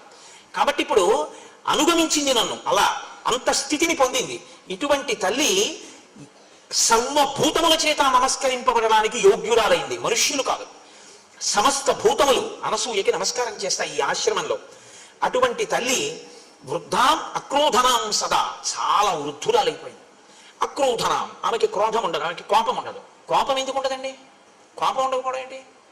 కోపం ఉండకపోవడం అంటే కోపం ఎక్కడి నుంచో రాదు కదండి. కాకినాడ నుంచి నేను వచ్చినట్టు కోపం ఎక్కడి నుంచైనా వస్తున్నాయి. కోపం ఎక్కడి నుంచి రాదు. కామక్రోధశ్చ లోభశ్చ దేహే తిష్టంతి తస్కరాహ జ్ఞానరత్నాపహారాయ తస్మాత్ జాగ్రత్త జాగ్రత్త అంటారు శంకరాచార్యుల వారు. కోపం అన్నది ఇక్కడి నుంచే వస్తుంది. ఇక్కడి నుంచి పైకి లేవడానికి అవకాశం కోసం ఎదురు చూస్తుంటాం. అవకాశం చిక్కిందనుకోండి పైకి వస్తుంది అంతే. ఒక్కసారి వచ్చేటప్పటికి మీ రూపం మారిపోతుంది. మీ స్థితిని మీరు అప్పటి వరకు ఎలా ఉంటారో దాన్ని చంపేసి మీలోంచి ఒక కొత్త వ్యక్తిని పుట్టించగలదు క్రోధం. ఇది పుట్టదు అంటే రెండు కారణములకు పుట్టదు. ఒకటి ఏమిటో తెలుసా అండి? మీకన్నా అధికుల్ని చూసి మీరు నమస్కరించినటువంటి లక్షణానికి. క్రోధం ఎందుకు ఇంకా? ఆయన మనకన్నా అధికుడు కాబట్టి ఆయన చెప్పిన మాట మనం విందాం. కోపం ఎందుకు ఇంకా? మనకన్నా తక్కువ వాడు, ఆయన వృద్ధిలోకి రావాలని కోరుకున్నాం కాబట్టి తెలియదు కదా పాపం, దోషం చేస్తుంది. ఇంకా క్రోధం ఏంటండి? ఇది ఆవిడ మాతృహృదయం. కాబట్టి ఆవిడికి అసలు క్రోధం అన్నది రాదయా ఎప్పుడు. ఆవిడ వృద్ధురాలైపోయింది. ఎంత తపస్సు చేసిన పండు ఆవిడ, అంతటి గొప్ప తల్లి. అనసూయాతియాలోకే కర్మభిఖ్యాతిమాగత. ఆమెకి ఎన్నడూ కోపము ఎరుగని తల్లి కాబట్టి, ఎప్పుడూ శాంతమూర్తి కాబట్టి, పెద్ద ముత్తైదువ కాబట్టి ఆమెకి అనసూయ అని పేరు వచ్చింది. ఆమె కర్దమ ప్రజాపతి దేవహూతిల యొక్క కుమార్తె. ఆమెని ఒకానొకప్పుడు త్రిమూర్తులు వెళ్ళిపోతున్నారు అత్రి మహర్షి ఆశ్రమం నుంచి తమ దివ్య విమానాల్లో. వెళ్ళిపోతుంటే విమానాలు ఆగిపోతే వాళ్ళు ఎందుకు వెళ్ళటం లేదు విమానం అని అడిగారు. కింద అత్రి మహర్షి ఆశ్రమం ఉంది, అనసూయం ఉంది, వారు ఉన్న చోట పైన మీరైనా సరే, మీరు త్రిమూర్తులైనా సరే మీ విమానాలు ఎగరమన్నారు. అంటే త్రిమూర్తులకి ఆవిడ యొక్క కీర్తిని మరింత ప్రకాశింప చేయాలనిపించింది. మీరు ఎప్పుడు గుర్తుపెట్టుకోండి. అంతేగాని అద్దం బద్దం లేకుండా ఉత్తినే ఆవిడ పరిశీలన చేయడం కోసం రావడం అలాంటి పిచ్చపనులు చేయరు త్రిమూర్తులు. మీరు జాగ్రత్తగా గమనించాలి శాస్త్రాన్ని. ఇంత గొప్ప తల్లి అంటే ఈవిడ ఖ్యాతి లోకానికి తెలియాలి. ఆవిడ ఖ్యాతి ఆవిడ లోకానికి చెప్పుకునే ప్రయత్నం చేయదు. ఆవిడ అలాంటి పనులే ఉండవాడికి, ఆవిడ తపస్సు ఆవిడంతే. కానీ ఆవిడ గొప్పతనం లోకానికి తెలియాలి. లోకానికి చెప్పడం ఎందుకు? ఆవిడకి కీర్తి తీస్తే వీళ్ళకి ఏమిటి వస్తుంది? ఆదర్శంగా తీసుకుని మిగిలిన వాడు బతుకుతారు. అందుకు చెప్పాలి దేవతలు. కాబట్టి ఇప్పుడు త్రిమూర్తులు బ్రాహ్మణ రూపాల్లో భోజనానికి వెళ్ళారు. అత్రికి ధర్మం ఉంది, అతిథి దేవోభవ. అందుకని ఆయన వాళ్ళని నిమంత్రణం చేశాడు, వచ్చి కూర్చుని భోజనం చేయొచ్చు. వాళ్ళు అన్నారు తీరా భోజనానికి కూర్చున్నాక, మేము ఒక వ్రతంలో ఉన్నాం. ఆ వ్రతంలో మాకు నియమం ఏమిటంటే, యజమాని భార్య మాకు వడ్డన చేసేటప్పుడు యజమాని వడ్డన చేస్తాడు, పరిశేచనాన్ని యజమాని వేస్తాడు. అది పెద్దలు వస్తే భోజనం పెట్టేటటువంటి తీరు. అందుకే పెద్దలు వస్తే భోజనం పెడుతున్నావు అంటారు. అదేం గుర్రం కాదు, గాడిది కాదు అన్నం పెట్టడానికి. నువ్వు దేవతార్చనకి పిలుస్తారు. ఆయన యజ్ఞం చేయడంతో సమానం అది. అంటే పరిశేచనానికి వేస్తారు జలాన్ని చేతిలో 5 మాటలు మీరు వేస్తారు, ఆయన స్వాహాకారంతో తీసుకుంటాడు 5 మాటలు. కాబట్టి ఇది శాస్త్ర మర్యాద కనుక ఆ ముగ్గురిని పిలిచి భార్యని వడ్డించమన్నాడు. భార్య వడ్డించకుండా ఇంట్లో పనిపిల్ల వడ్డించకూడదు, అది నీ పొగలకి లక్షణం. నీ భార్య ఉన్నదందుకు పెద్దలు వస్తే వడ్డించడానికి, అంతేకాని తను ఎక్కడో కూర్చుని ఇంట్లో పనిపిల్ల వడ్డించడం మర్యాదకి భంగపాటది. ఎక్కడ ఎందుకున్నారో, ఎవరు ఏ ఆశ్రమంలో ఎందుకున్నారో అది తెలుసుకుని ప్రవర్తించాలి. అందుకే స్నాతకం చేసి గురువుగారు చెప్తాడు, ఎందుకున్నావో తెలుసా, ఇప్పుడు గృహస్థాశ్రమంలో పెడుతున్నది నేర్చుకో, అతిథి దేవో భవ అని చెప్తాడు. కనుక ఇప్పుడు అనసూయమ్మ వడ్డించాలి. వాళ్ళు అన్నారు మా వ్రతం ఏమిటంటే ఇవాళ మేము భోజనం చేసేటప్పుడు ఆ యజమాని భార్య మాకు నగ్నయ్యి వడ్డించాలి, అంటే ఒంటి మీద వస్త్రం లేకుండా వడ్డించాలి. ఇప్పుడు ఇది ఆమెకి చెందిన విషయం. ఆవిడ అలా వడ్డిస్తుందా వడ్డించదా? అత్రి ఏమనలేదు, అదేం మీ అసాధ్యం కూడా, అదేమి వ్రతం రా మీకు అని ఆయన అనలేదు. ఇది ఎక్కడుంది ఈ వ్రతం అనలేదు. ఆయన వెళ్ళి భార్యని అడిగాడు. వాళ్ళకి అది నియమం అంటారు. ఎందుకంటే అతిథి కూర్చున్న తర్వాత నువ్వు ఏ కారణం చెప్పి లేపేయకూడదు. ఇది మర్యాద అండి మనకి శాస్త్రంలో. అంత ఉదారంగా మాట్లాడే మన శాస్త్రాలు. అమృతాన్ని ఇచ్చేసాడంతే, తెలిసి కూడా రాక్షసులని పంక్తిలో కూర్చుంటే లేపకూడదు. కాబట్టి ఏమి నేర్చుకుంటున్నాం మనం? మనకి నేర్పాయి పురాణాలు. కాబట్టి ఇప్పుడు వెళ్ళి వాళ్ళకి నగ్నగా వడ్డించాలట. మరి వడ్డిస్తావా అన్నాడు. ఆవిడంది అది పెద్ద విషయమా, అలాగే వడ్డిద్దాం అని. ఆవిడ ముందు బట్ట కట్టుకుని వచ్చింది. వచ్చి మంత్రాక్షతలు తీసుకొచ్చింది. మంత్రాక్షతలు అంటే నడుము విరగనటువంటి బియ్యానికి అక్షత అని పేరు. అది తన చేతిలో పట్టుకుని మంత్రాన్ని ఉపాసన చేసి తన తపశ్శక్తిని ప్రవేశపెడితే అవతల వారు దానికి లొంగవలసిందే. తను కోరుకున్నట్టు ఆవిడ చేయగలదు. ఆవిడ మంత్రాక్షతలు చేతపట్టుమని వచ్చి ముగ్గురి తల మీద వేసి పసిబిడ్డల కుదురుగాక. ముగ్గురు ఆ వేసినటువంటి ఆసనాల మీద పసిపిల్లలై పడుకున్నారు. అమ్మ తన కొడుకు పసిపిల్లవాడు అక్కడే ఆడుకుంటుంటే అమ్మవాడిని ముద్దులు ఆడుతూ స్నానం చేసి వచ్చి ఒళ్ళు తుడుచుకుంటుంది, బట్ట కట్టుకుంటుంది. వాటిలో మనోవికారం ఉంటుందా? పసితనానికి ఉన్న గొప్పతనం అది. పసిపిల్లలు ముగ్గురు అలా కూర్చున్నారు, పడుకుని ఆడుకుంటున్నారు. ఆవిడ వడ్డించేసింది, వెళ్ళి బట్ట కట్టుకుంది, వచ్చింది, ముగ్గురి మీద మంత్రాక్షతలు వేసింది, తినండి. ముగ్గురు త్రిమూర్తులు ఏ రూపాల్లో వచ్చారో ఆ రూపాల్లో తిన్నారు. తినేసిన తర్వాత ఆవిడంది, పిల్లల విషయంలోగా తల్లి అలా ప్రవర్తిస్తుంది, అన్యుల విషయంలో కాంత అలా ప్రవర్తించగా నగ్గనగా వచ్చి ఎవరి ముందు నిలబడదు. నేను దాని గురించి పెద్ద వ్యాఖ్యానాలు ఏం చెయ్యక్కర్లేదు. పసిపిల్లలైతే అమ్మ హృదయం వేరు, ఆ పసిపిల్లాడి మనస్సు వేరు. పసిపిల్లాడు అక్కడ ఆడుకుంటుంటే అమ్మ స్నానాల గది తలుపు తెరిచి వాడు ఏ ప్రమాదం తెచ్చుకుంటాడో అని స్నానం చేసేస్తుంది. అమ్మ అలా ఉండబట్టి కదండి బతికి బట్టగట్టాం. అమ్మ ఆ ప్రేమ చూపించకపోతే మన బతుకులు ఎక్కడ ఉన్నాయి? కాబట్టి అమ్మతనం బిడ్డతనాన్ని చూస్తుంది. కాబట్టి ఇప్పుడు మీరు తిన్న తర్వాత కూడా నాకు అలాగే కనపడిందండి ఆవిడ. ఇప్పుడు వాళ్ళెవరు కనపడకుండా ఉండడానికి ఇంకా వాళ్ళ ప్రమేయం లేదు. ఆవిడ తపశ్శక్తి అంత గొప్పది. అన్నం తినేయడం అయిపోయిన తర్వాత ఆవిడ మళ్ళీ అక్షతలు చేసి వేసేసింది. ముగ్గురు పసిపిల్లలు అయిపోయారు. 3 ఉయ్యాలు కట్టి పడుకోబెట్టి ఊపింది. మీకు అలా వడ్డించాను కాబట్టి నేను తల్లిని, మీరు బిడ్డలు పడుకోండి ముగ్గురు అని. ముగ్గురు పడుకున్నారు అంతే. ఆవిడ ఉయ్యలు ఊపుతాను. ఇప్పుడు పరిగెవరు తీశారు? కీర్తి ప్రకాశింపజేయడం మాట. దేవుడు ముగ్గురు ఉయ్యాల్లో పడుకున్నారని ముగ్గురు వచ్చారు. లక్ష్మి, సరస్వతి, పార్వతి ముగ్గురు వచ్చారు. ఎలా? పూజ కోసం కాదు, భర్తలు నిమ్మని పరిగెత్తుకుంటూ వచ్చారు. అమ్మా పసిబిడ్డల్ని చేసేసావు కదమ్మా, మాకు మా భర్తల్ని ఇచ్చేవా అమ్మా అని అడిగారు. అదెంత పని? మళ్ళీ మంత్రాక్షతలు వేసింది. ముగ్గురు బిడ్డలయ్యారు. ముగ్గురు కోడళ్ళకి ఇచ్చేసింది. ఇప్పుడు ముగ్గురు కొడుకులయ్యారు. లలితాపరాభట్టారికా స్వరూపం శాస్త్రంలో ఏదో ఆ లలితాపరాభట్టారికా స్వరూప స్థాయికి చేరింది అనసూయమ్మ. ఇది ఆవిడ గొప్పతనం. అటువంటి అనసూయ స్వరూపం గురించి చెప్పి ఆ స్వరూపాన్ని ఇక్కడ తీసుకొచ్చి ఒక సువాసిని యందు ఆవాహన చేసి పూజ చేయకపోతే దోషమైపోతుందండి. శాస్త్రాలు మీకు చూసే అవకాశం ఇచ్చేయి. ఒక సువాసిని కూర్చోబెట్టి మీరు శ్రీ సూక్తంతో ఆవాహన చేసి పూజ చేస్తే మీకు అనసూయమ్మకి జరుగుతున్న పూజ మీరు చూసేసినట్టే. దాని చేత మీరు ధన్యులైపోతారు. చూపుల శ్రీపతి రూపము నాపోవక త్రావి హర్షోద్ధతయ్యి వాపుచ్చి మందమధురాలాపంబుల పబెడనతిథి లక్ష్మీనాథున్ అంటారు పోతన గారు. చూపులతో తాగి ఆనందం అనుభవించాలి ఒక్కొక్కసారి. అందుకు కదా ఇప్పుడు ఈ ఘట్టం తర్వాత సువాసిని పూజ జరుగుతోంది అనసూయ స్వరూపంగా. ఇదే ఆవిడ గొప్పతనం. కాబట్టి రామ, నువ్వు ఇప్పుడు ఆ అనసూయ దగ్గరికి నువ్వు సీతమ్మని పంపించు. సీతమ్మ లోపలికి వెళ్ళి అనసూయమ్మతో మాట్లాడుతుంది అని అనసూయని పిలిచారు అత్రి మహర్షి. రామలక్ష్మణులు సీతమ్మ నమస్కారం చేశారు. ఆయన అన్నారు, అనసూయ సీతమ్మని లోపలికి తీసుకెళ్ళు అన్నారు. వాళ్ళిద్దరికీ తెలుసు ఏమి ఇవ్వాలో, ఎందుకు ఇవ్వాలో, రామాయణాన్ని ఎలా తిప్పాలో ఋషులకి తెలుసు. కాబట్టి ఇప్పుడు అనసూయమ్మ సీతమ్మని తీసుకుని లోపలికి వెళుతోంది. వెళుతున్న అనసూయమ్మ ఎలా ఉందో మనకి నిజంగా వాల్మీకి, అందుకు కదండి ఋషి రుణం వచ్చింది. అనసూయమ్మ ఎలా ఉండేదండి అన్నారు అనుకోండి, ఆవిడ వృద్ధురాలు అని మహర్షి చెప్పారు. ఎలా ఉందో మనం చూడ్డానికి వీలుగా లైవ్ టెలికాస్ట్ అంటారే, శాబ్దికమైన ప్రత్యక్ష ప్రసారం చేస్తారు మహర్షి. ఆయన అంటారు, శిథిలాం ఫలితాం వృద్ధాం జరా పాండురమూర్ధజాం సతతం వేపమానాంగీం ప్రవాతే కదలీయథ. ఆవిడ శిథిలాం, శరీరం అంతా శిథిలమైపోయింది. ఫలితాం, ఆ తల్లి ఒళ్ళంతా ముడతలు పడిపోయింది. వృద్ధాం, వృద్ధురాలైపోయింది. జరాపాండురమూర్ధజాం, వృద్ధాప్యం చేత ఆవిడ తలంతా నిలిసిపోయి ముగ్గుముట్టు అయిపోయింది, పెద్దదైపోయింది, పెద్ద ముత్తైదువ. సతతం వేపమానాంగీం, ఆవిడ ఇలా వణికిపోతోంది చేతులు అవిని.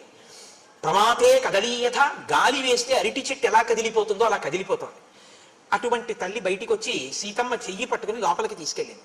లోపలికి వెళ్ళిన సీతమ్మ అనసూయమ్మ ఏం మాట్లాడుకున్నారో మనకి వెంటనే కెమెరా అటు తిప్పుతారు మహర్షి. అది రామాయణానికి గొప్పతనం. నేను అదే ఏకాంతంగా చదవండి రామాయణాన్ని మామూలుగా చదవకండి అని నేను అంటాను. మీరు దాన్ని అలా చూస్తుంటే మీకు ఇక్కడ రామాయణం కదిలేటట్టుగా ఆయన రచన చేశారు. ఇప్పుడు మీ సంతోషం ఎవరి మీద ఉంటుంది? ఇంత చెప్పాక సీతమ్మ అనసూయమ్మ ఏం మాట్లాడుకుంటున్నారో లోపల ఉంటుంది. బయట అత్రి రామలక్ష్మణులు ఏం మాట్లాడుకుంటున్నారో అని మీకు ఉండదు. వెంటనే కెమెరా అటు తిప్పుతారు మహర్షి. కెమెరా అటు తిప్పుతారంటే నా ఉద్దేశం ఆయన యొక్క ఘంటం అటు తిరుగుతుంది. మీరు ఆ శ్లోకంలో, ఆ శబ్దంలో దర్శనం చేయొచ్చు. అభివాద్యత వైదేహి తాపసీం తామనందితాం బద్ధాంజలి పుటా హృష్ట పర్యపృచ్ఛదనామయం. లోపలికి వెళ్ళినటువంటి సీతమ్మ అంజలి ఘటించింది. ఇలా అంజలి ఘటించి 2 చేతులతో శిరస్సు ఉంచి నమస్కరించి ఆ తల్లిని తాపసీం అనిందితాం, అనిందత అంటే స్వచ్ఛమైన చరిత్ర కలిగిన అనసూయకి నమస్కారం చేసి, వెంటనే అనసూయమ్మంది, ఇంకా ఏమి పెద్ద హడావిడేం లేదండి, వెంటనే ఒక మాట అంది, తత సీతాం మహాభాగాం దృష్ట్వా తాం ధర్మచారిణీం స్వాంత్యంత్య బ్రవీత్ హృష్ట దిష్ట్యా ధర్మమవేక్షసే. చాలా సంతోషించినటువంటి మనస్సుతో అనసూయమ్మ ఇలా చూసిందట సీతమ్మ వంక. దేనికి సంతోషం? నమస్కారం చేసిందనే కాదుట. మహర్షి ఎందుకు అనసూయమ్మ సంతోషించిందో చెప్తున్నారు. దిష్ట్యా ధర్మమవేక్షసే, ధర్మాన్ని పట్టుకున్నావు కనుక. అమ్మా నువ్వు ధర్మాన్ని పట్టుకున్నావమ్మా సీతమ్మ, నాకు ఇది సంతోషం వేస్తోందమ్మా అంటే. ఏమిటి సీతమ్మ పట్టుకున్న ధర్మం? వెంటనే చెప్తుంది ఆవిడ, త్యక్త్వా జ్ఞాతి జనం సీతే మానవృద్ధించ భామిని అవరుద్ధం వనే రామం దిష్ట్యాత్వం అనుగచ్చసి. నువ్వు జ్ఞాతి జనాన్ని విడిచిపెట్టావు. మీ మామగారు 2 వరాలిచ్చి కైకమ్మకి రాముణ్ణి అరణ్యవాసానికి వెళ్ళమని చెప్పగానే నా భర్తకి ఇంత కష్టపెట్టినటువంటి ఈ మామగారి ఇంట్లో నేనుండి ఈయనకి సేవలు ఎందుకు చెయ్యాలి? మీరు 14 ఏళ్ళు అరణ్యవాసానికి వెళ్ళి వచ్చి మీరు పట్టం కట్టుకున్న తర్వాత నేను వస్తాను, అప్పటి వరకు నేను పుట్టింట్లో ఉంటానని జనక మహారాజు గారి యొక్క కూతురు అయోనిజ అయినటువంటి సీతమ్మ అనుకుంటే అలా పుట్టింటికి వెళ్ళొచ్చు. లేదా నేను అరణ్యవాసానికి ఎక్కడ వస్తానండి, ఇక్కడ ఉంటాను లేండి అని రాముడే అన్నాడు కనుక ఉన్నవని అక్కడ ఉండొచ్చు. జ్ఞాతి జనాన్ని విడిచిపెట్టి అక్కడ ఉండక ఇక్కడ ఉండక మానవృద్ధించ భామిని ఐశ్వర్యాన్నంతటినీ కూడా విడిచిపెట్టేసి అహంకారాన్ని విడిచిపెట్టేసి, రాముడి కన్నా ఒక విషయంలో సీతమ్మది ఒక మార్క్ ఎక్కువ, ఆవిడ అయోనిజ అయినా కూడా అవరుద్ధం వనే రామం, రాముడి వెనకాతల అడవికి వచ్చేసావు. దిష్ట్యాత్వం అనుగచ్చసి, రాముణ్ణి పట్టుకున్నావు, ధర్మాన్ని పట్టుకున్నావు, భర్తని అనుగమించావు. భర్త వెంట ఉండాలి ఆడది, భర్త వెనక ఉండడం, భర్తని అనుగమించడం కన్నా పూజ ఇంకొకటి లేదు.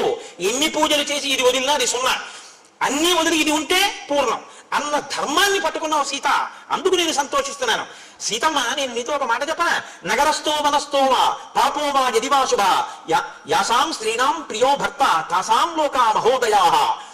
భర్త నగరంలో ఉండని అరణ్యంలో ఉండని, పాపిష్టివాడు కానీ పుణ్యాత్ముడు కానీ, ఆడది భర్తని ఉపాసన చేస్తే చాలు, భర్తని అనుగమిస్తే చాలు, ఆమె సమస్తమైనటువంటి శ్రేయస్సుని పొందుతుంది. భర్త ఎటువంటి వాడన్న దాన్ని బట్టి అనుగమించడం గొప్పతనం కాదు, భర్తని అనుగమించడం గొప్పతనం. కాబట్టి నువ్వు అలా అనుగమించావు, ఆయన అరణ్యానికి వచ్చి అనుగమించావు.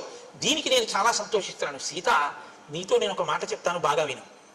భర్త అన్న మాటకి ఒక గొప్ప నిర్వచనం చెప్పింది అనసూయమ్మ రామాయణంలో. నాతో విశిష్టం పశ్యామి బాంధవం విమృశంత్యహం సర్వత్ర యోగ్యం వైదేహి తపః కృతమివావ్యయం. ఒక వ్యక్తి గొప్ప తపస్సు చేశాడు. ఇప్పుడు ఆయన గొప్ప తపోనిష్టాగరిష్ఠుడైనటువంటి వాడు అలా వెళ్ళిపోతున్నాడు. ఆయనకి ఆకలేసింది, అది ఎడారి, ఏమీ దొరకలేదు. ఇప్పుడు ఆయనకి ఏమీ దొరకలేదు కాబట్టి ఆయనకి ఏమైనా బాధ ఉంటుందా? ఆయన తన తపశ్శక్తి చేత ఆయన తలుచుకుంటే అక్కడికి నదిని తీసుకురాగలడు. ఆయన సాక్షాత్ అన్నపూర్ణమ్మని పిలిచి అన్నం వడ్డించుకుని తినగలడు. నిన్నను చూడాల భరద్వాజ మహర్షి తపశ్శక్తి ఏమిటో మీరు. తపశ్శక్తి తన నుంచి వేరుపడకుండా తనలోనే ఉండి తనని రక్షిస్తున్నట్టు భర్త అనేటటువంటి వాడు భార్యకి సిద్ధమైన తపస్సు లాంటి వాడు, అలా రక్షిస్తూ ఉంటాడు. ఎక్కడికి వెళ్ళు ఆయన యొక్క అని కీర్తి పొందుతుంటాం. కాబట్టమ్మా, భర్త అంటే అంత గొప్పవాడమ్మా. నత్వేమవ గచ్చంతి గుణదోషమసస్య కామ వ్యక్తవ్య హృదయ భర్తృనాథాశ్చరంత్యాహ. కొంతమంది ఈ లోకంలో కామమునకు లొంగినటువంటి వారై భర్త మీద తాము అధికారమును చలాయించాలని, భర్తని తమ చెప్పు చేతల్లో పెట్టుకోవాలని, ఎప్పుడూ భర్త గురించినటువంటి విషయాలు తెలుసుకోవాలనేటటువంటి కుతూహలంతో ప్రవర్తిస్తూ తమ యుక్తాయుక్త విచక్షణ మరిచిపోయి తామే ఏదో భర్తని చెప్పు చేతల్లో పెట్టుకుని నడిపించగలిగినటువంటి ప్రజ్ఞ ఉన్నవారమని ప్రవర్తిస్తూ ఉంటారు. అది చాలా నింద్యమైనటువంటి పని. అలా ఉండకూడదమ్మా అని అనసూయమ్మ అంటూ, నువ్వు ఎప్పుడూ ఎలా ఉండాలని నేను ఆశీర్వచనం చేస్తున్నానో తెలుసా? తదేవమేనం త్వమనువ్రతా సతి పతివ్రతానాం సమయానువర్తిని భవస్వభర్తు సహధర్మచారిణి యశశ్చ ధర్మంచ తతస్సమాప్స్యసి. నీకు ఎన్నడూ కూడా రామునే అనుగమించేటటువంటి లక్షణము ప్రకాశించి ఉండుగాక. ఎన్నడూ నీవు పతివ్రతవై ఉందువు కాక. నీవు ఎప్పుడూ సహధర్మచారిణివై ఉందువు కాక. దాని వలన నీకు లోకంలో విశేషమైనటువంటి ధర్మావలంబకురాలవన్న కీర్తి ప్రకాశించుగాక. లోకంలో దాంపత్యము అంటే ఇంకా ఎవ్వరిని చెప్పరు. వరుణ్ణి నారాయణుడిగా తీసుకొచ్చిన దాంపత్యం అంటే మాత్రం ఎలా బతకండి అని చెప్తారంటే సీతారాములే. సీతారాముల్లా బతకండి అంటారు. అంటే అంతగా ఒకరినొకరు అనుగమించిన వారై, ఒకరి మనసులో ఒకరుండి, ఆమెకు ఆయనకు అభేదమై ఇద్దరుగా తిరుగుతున్న ఒక్కరై బతకినటువంటి స్థితికి సీతారాముల దాంపత్యం పరాకాష్ఠగా ప్రతీకగా నిలబడుతుంది. కాబట్టి అనసూయమ్మ ఈ మాట చెప్పి సంతోషిస్తే సీతమ్మంది, అమ్మా నైతదాశ్చర్యమార్యాయ యన్మాం తమభిభాషసే విదితుం తుం మమాప్యేతత్ యథా నార్యాః పతిర్గురుః. తల్లి, నీవు ఇంత మహాపతివ్రతవి కాబట్టి ఇటువంటి మాటలు చెప్పడం ఆశ్చర్యం లేదమ్మా. కానీ అమ్మా, నాకు కూడా ఈ విషయంలో మంచి పూనిక ఉంది. యథా నార్యాః పతిర్గురుః. పతి అనేటటువంటి వాణ్ణి ఎప్పుడూ ఆడది అనుగమించాలి అనేటటువంటి విషయంలో నేను పూనిక ఉన్నదానను. అమ్మ, లోకంలో గుణములు లేనటువంటి వాణ్ణి కూడా అనుగమించేటటువంటి వాళ్ళు ఉన్నారు పతివ్రతలై. తన కళ్ళెదుట వేరొక భార్యతో క్రీడిస్తున్నటువంటి వాణ్ణి కూడా క్షమించగలిగినటువంటి భార్యలు ఉన్నారు. లేదా మీకు రామాయణంలో ఏదైనా మండోదరి కనపడదా? మండోదరి పతివ్రత కాదా? మహాపతివ్రత. అమ్మ, వాళ్ళు గొప్ప తప్ప నేను రాముడిని అనుగమించడం పెద్ద గొప్పతనం ఏముందమ్మా? రాముడు ఎటువంటి వాడో తెలుసా? కిం పునర్యో గుణశ్లాఘ్య సానుక్రోశో జితేంద్రియ స్థిరానురాగో ధర్మాత్మ మాతృవత్ పితృవత్ ప్రియ. అమ్మా, ఎన్ని గుణములు ఉన్నాయమ్మా మహానుభావుడికి! ఇంద్రియములను జయించినటువంటి వాడమ్మా, దయాళువమ్మా, స్థిరమైన అనురాగం ఉన్నవాడమ్మా. కొన్నాళ్ళు ఈ భార్య ఎందు అనురాగంతో ఉండి రేపు పొద్దున ఇంకో భార్యని స్వీకరించేటటువంటి లక్షణం ఉన్నవాడు కాదమ్మా ఆయన. స్థిరమైన అనురాగం ఉన్నవాడమ్మా. మాతృవత్ పితృవత్ ప్రియ.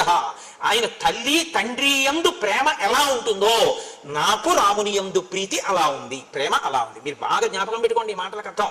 ఇవాళ ద మోస్ట్ డిస్టార్టెడ్ వర్డ్ ప్రేమ అంటే, నేను ఆంగ్ల భాష ఉపయోగించానని మన్నించండి, అంతగా ఏ పదము కూడా లోకంలో తప్పుగా వాడబడినటువంటి మాట ఏదైనా ఉంటే ప్రేమ అన్న మాటే. ప్రేమ అన్న మాటని ఎవరి ఇష్టం వచ్చినట్టు వాళ్ళు వాడేస్తున్నారు. కామము అన్న మాటని చెప్పవలసిన చోటది చెప్పకుండా ప్రేమ అన్న మాటతో దాన్ని పూర్ణ చేస్తున్నారు. మీరు మాటని కానీ ఒక చోట చెప్పవలసిన దాన్ని ఇంకొక మాట పెట్టేస్తే జీవితాలు పడిపోతాయి. తెలుసా అండి? ఎందుకో తెలుసా? ప్రేమ అన్న మాటకు అర్థం ఏంటంటే, ప్రతిఫలాన్ని అపేక్షించకుండా అవతలి వ్యక్తి యొక్క అభ్యున్నతిని చిట్ట చివరి శ్వాస వరకు కోరుతూ వారి అభ్యున్నత కొరకు తన జీవితాన్ని కూడా పరిత్యజించగలిగినటువంటి స్థితి ఉన్నటువంటి వ్యక్తికి ప్రేమ కలిగిన వాడు అని పిలుస్తారు. ఇది ఎవరికి చెల్లుతుందంటే తల్లికి, తండ్రికి, గురువుకి, భర్తకి, వీళ్ళకి చెందుతుంది. ఎందుకనంటే, ఒక తల్లి బిడ్డను ఎందుకు ప్రేమిస్తుంది? కడుపులో ఎందుకు పెట్టుకుంది? వైకుంఠం క్యూ కాంప్లెక్స్ లో వెళ్ళిపోతున్నటువంటి చంటి పిల్లవాడు ఏడిస్తే, నిన్నగాక మొన్న పెళ్ళైనటువంటి యవ్వనంలో ఉన్న తల్లి పిల్లవాడు ఏడిస్తే ఏడిచాడు కానీ ఇంతమంది మగవాళ్ళ మధ్యలో నేను నా స్తన్యం ఇవ్వను అనకుండా, వాడు ప్రాణం ఎక్కడ పోతుందో అని అంతమంది మగవాళ్ళు ఉన్నారని కూడా చూడకుండా స్తన్యం ఇచ్చి పిల్లాడిని ఎందుకు పోషిస్తోంది? పిల్లవాడి మలమూత్రాలు ఎందుకు ఎత్తుతోంది? తన నెత్తుటిని పాలగా మార్చి పిల్లవాడికి ఎందుకు పడుతోంది? వాడు ఏడిస్తే వాడి చెవిలో చీమ దూరిందని ఏ భాష చేత తెలుసుకుంటోంది? ఇది అమ్మతనం. ఈ అమ్మతనం ఉందే, ఈ అమ్మతనమే లోకంలో మొట్టమొదటి దైవ స్వరూపంగా గుర్తింపబడి గౌరవింపబడింది. ఈ అమ్మ ప్రాణం పోయేటప్పుడు ఆఖరణ కూడా ఆ కొడుకును ఒకసారి చూసి చచ్చిపోవాలనుకుంటుంది. నా కొడుకు ఒళ్ళో తలపెట్టుకు చచ్చిపోవాలనుకుంటుంది. కట్టుకున్నవాడు వాడు కొలివి పెడితే బాగుందనుకుంటుంది. వాడు వైద్యం చేయించకపోయినా, ఎందుకమ్మా వాడు అన్నం పెట్టాడా, వైద్యం చేయించాడా, ఆ పిల్లవాడు నాశనం అయిపోతాడమ్మా అన్నారు అనుకోండి ఎవరైనా, వద్దమ్మా అంత మాట అనకండమ్మా, వాడలా 10 కాలాలు బతకనివ్వండి, అంతేకాని నాకు అన్నం పెట్టకపోతే ఏంటి, పెద్దదాన్ని అయిపోయిన ఎన్నాళ్ళు ఉంటాను, ఇవాళ ఉంటాను, రేపు పోతాను, వృద్ధిలోకి రావాల్సిన వాడు వాడంటుంది. ఇది అమ్మ అంటుంది. నాన్నగారు అంటారు, గురువు గారు అంటారు.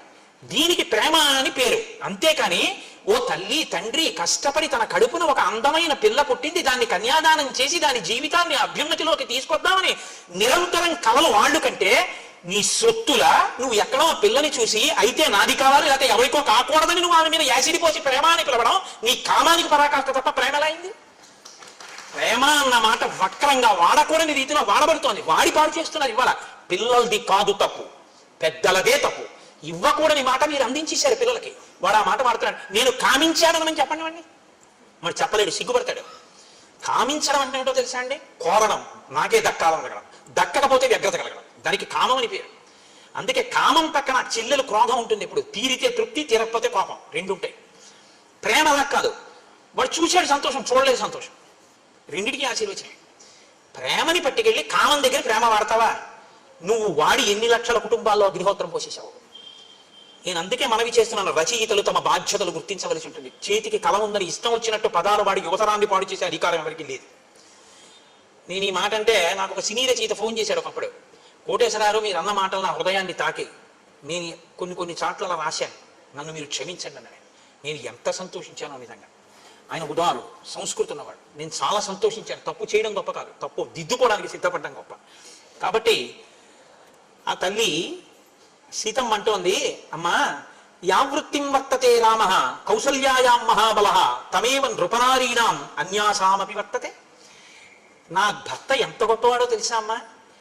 ఎప్పుడైనా దశరథ మహారాజు గారు తన భార్య అయినటువంటి కౌసల్య, సుమిత్ర, కైకేయిని ఎంత ప్రేమగా చూసుకుని ఈ పిల్లలు పుట్టడానికి వాళ్ళని క్షేత్రములుగా స్వీకరించాడో, ఆ కన్న తల్లి అయినటువంటి కౌసల్యాదేవి పట్ల ఎటువంటి ప్రేమ చూపిస్తాడో, ఆమెను క్షేత్రముగా రాముడు పుట్టాడు. కానీ తను పుట్టకపోయినా వారి కడుపుల యందు తండ్రి గారికి క్షేత్రములు కనుక, తండ్రి గారి భార్యలు కనుక, తండ్రి గారి భార్యలన్న కారణం చేత కౌసల్యని ఎలా గౌరవించాడో మిగిలిన రాణుల్ని కూడా నా భర్త అంత తల్లి రూపంగా గౌరవించాడమ్మా. అంత గొప్పవాడు నా భర్త. సకృదృష్టాస్వపి స్త్రీషు నృపేణ నృపవత్సాగపు చూపులతో చూసి భార్యాస్థానంలో నించోబెట్టాడో వాళ్ళ యొక్క అందాల్ని మా రాముడు ఎప్పుడూ చూడలేదు. ఇంత అందగత్తె కాబట్టే మా నాన్నగారికి రాణి కాగలిగింది అన్న మాట లేదు. ఈమె మా తల్లిగారు కాబట్టి నా చేత నమస్కారం అన్నాడు. ఇది రాముని యొక్క సౌశీల్యం. నాకు తల్లి అరణ్యానికి బయలుదేరేటప్పుడు మా అత్తగారు కౌసల్య చెప్పింది, ఆగచ్చత్యాంశ్చ విజనం వనమేవం భయావహం సమాహితం మే శృశ్వాచ హృదయేత భృతం మహత్. నేను అరణ్యానికి వచ్చేటప్పుడు మా అత్తగారు భర్తతో ఎలా ప్రవర్తించాలని చెప్పిందో అవన్నీ నా మనసులో ఉన్నాయమ్మా. ఒక అత్తగారి పట్ల ఎంత గౌరవంతో కోడలు మాట్లాడాలో రామాయణం మనకి నేర్పుతుంది. అందుకే మీతో నేను మనవి చేసింది, ధర్మశాస్త్రాలు, స్మృతులు, వేదం ఇవాళ చదవగలవా అంటే పక్కన పెట్టండి, రామాయణ కావ్యం చదవండి. అన్నిటి సారాంశం అది, ఏదో ఒక బ్రహ్మణం మీకు నేర్పుతుంది. ప్రవర్తన ఎక్కడ ఎలా ఉండాలో మనకి నేర్పుతుంది. అత్తగారు చెప్తే సరిపోయిందా? ఆడపిల్ల, ఈడపిల్ల కాదు, ఇక్కడ పుట్టిన పిల్ల ఇంకో వంశాన్ని ఉద్ధరించడానికి వెళుతుంది వాళ్ళ ఇంటికి. ఆ పిల్ల అక్కడ ఐశ్వర్యాన్ని వృద్ధి చేయడానికి, ఆ వంశాన్ని వృద్ధి చేయడానికి ఇక్కడ శిక్షణ ఇవ్వబడాలి. తల్లి ఏం చెప్పింది సీతమ్మకి? మరి ప్రాణిప్రదాన కాలేచ యత్ పురాత్వగ్ని సన్నిధౌ అనుశిష్టా జనన్యాస్మి వాక్యం తదపి మే ధృతం. అమ్మా, మా అమ్మ ఉందే, ఆవిడ అమ్మ అంటే ఆవిడ అయోనిజ, కానీ జనకని జ్యేష్ఠపత్ని. మా అమ్మ నేను పుట్టింట్లో ఉన్నప్పుడు అత్తవారింట్లో ఎలా ఉండాలో నాకు నేర్పింది. అది ఎక్కడ వరకు నేర్పిందో తెలుసా అమ్మా? పెళ్లి చేస్తున్నప్పుడు, అగ్నిహోత్రం జరుగుతున్నప్పుడు కూడా నువ్వు నీ భర్తని అనుభవించాలి, అత్తమామల్ని గౌరవించాలి చెప్తూనే ఉంది. ఎక్కడి వరకు? పురాత్ అగ్ని సన్నిధౌ, అగ్ని సన్నిధిలో కూడా పాణిప్రదాన కాలేచ, నా చెయ్యి రాముడి చేతిలో పెడుతున్న సుముహూర్త సమయంలో కూడా మీ ఇద్దరూ కలిసి బతకాలి, అతన్ని అనుగమించు, అతని మనసు నీ మనసు ఒకటి కావాలి తప్ప ఎన్నడూ మీ ఇద్దరు రెండుగా ఉండకూడదు, ఒకటిగా బతకండి అని 1కి 10 మాటలు మా అమ్మ నాకు నేర్పిందమ్మా. అటువంటి తల్లి దగ్గర శిక్షణ పొందానమ్మా నేను. తమ కీర్తి ఎక్కడి నుంచి వచ్చిందో నేర్పుతోంది. పరోక్షంగా అనసూయమ్మ, సీతమ్మ ఈ జాతికి నేర్పుతున్నారు. ఒక ఆడపిల్ల అత్తవారింట్లో ఎలా బతకాలో నేర్పవలసిన బాధ్యత తల్లిదండ్రులది. అయిందానికి కాందానికి జోక్యం చేసుకుని ప్రతిదానికి అత్తవారింటి విషయాలు కనుక్కుని వాళ్ళ నుంచి ఆడపిల్లని వేరు చేసే ప్రయత్నం పుట్టింటి వారు చేయకూడదు.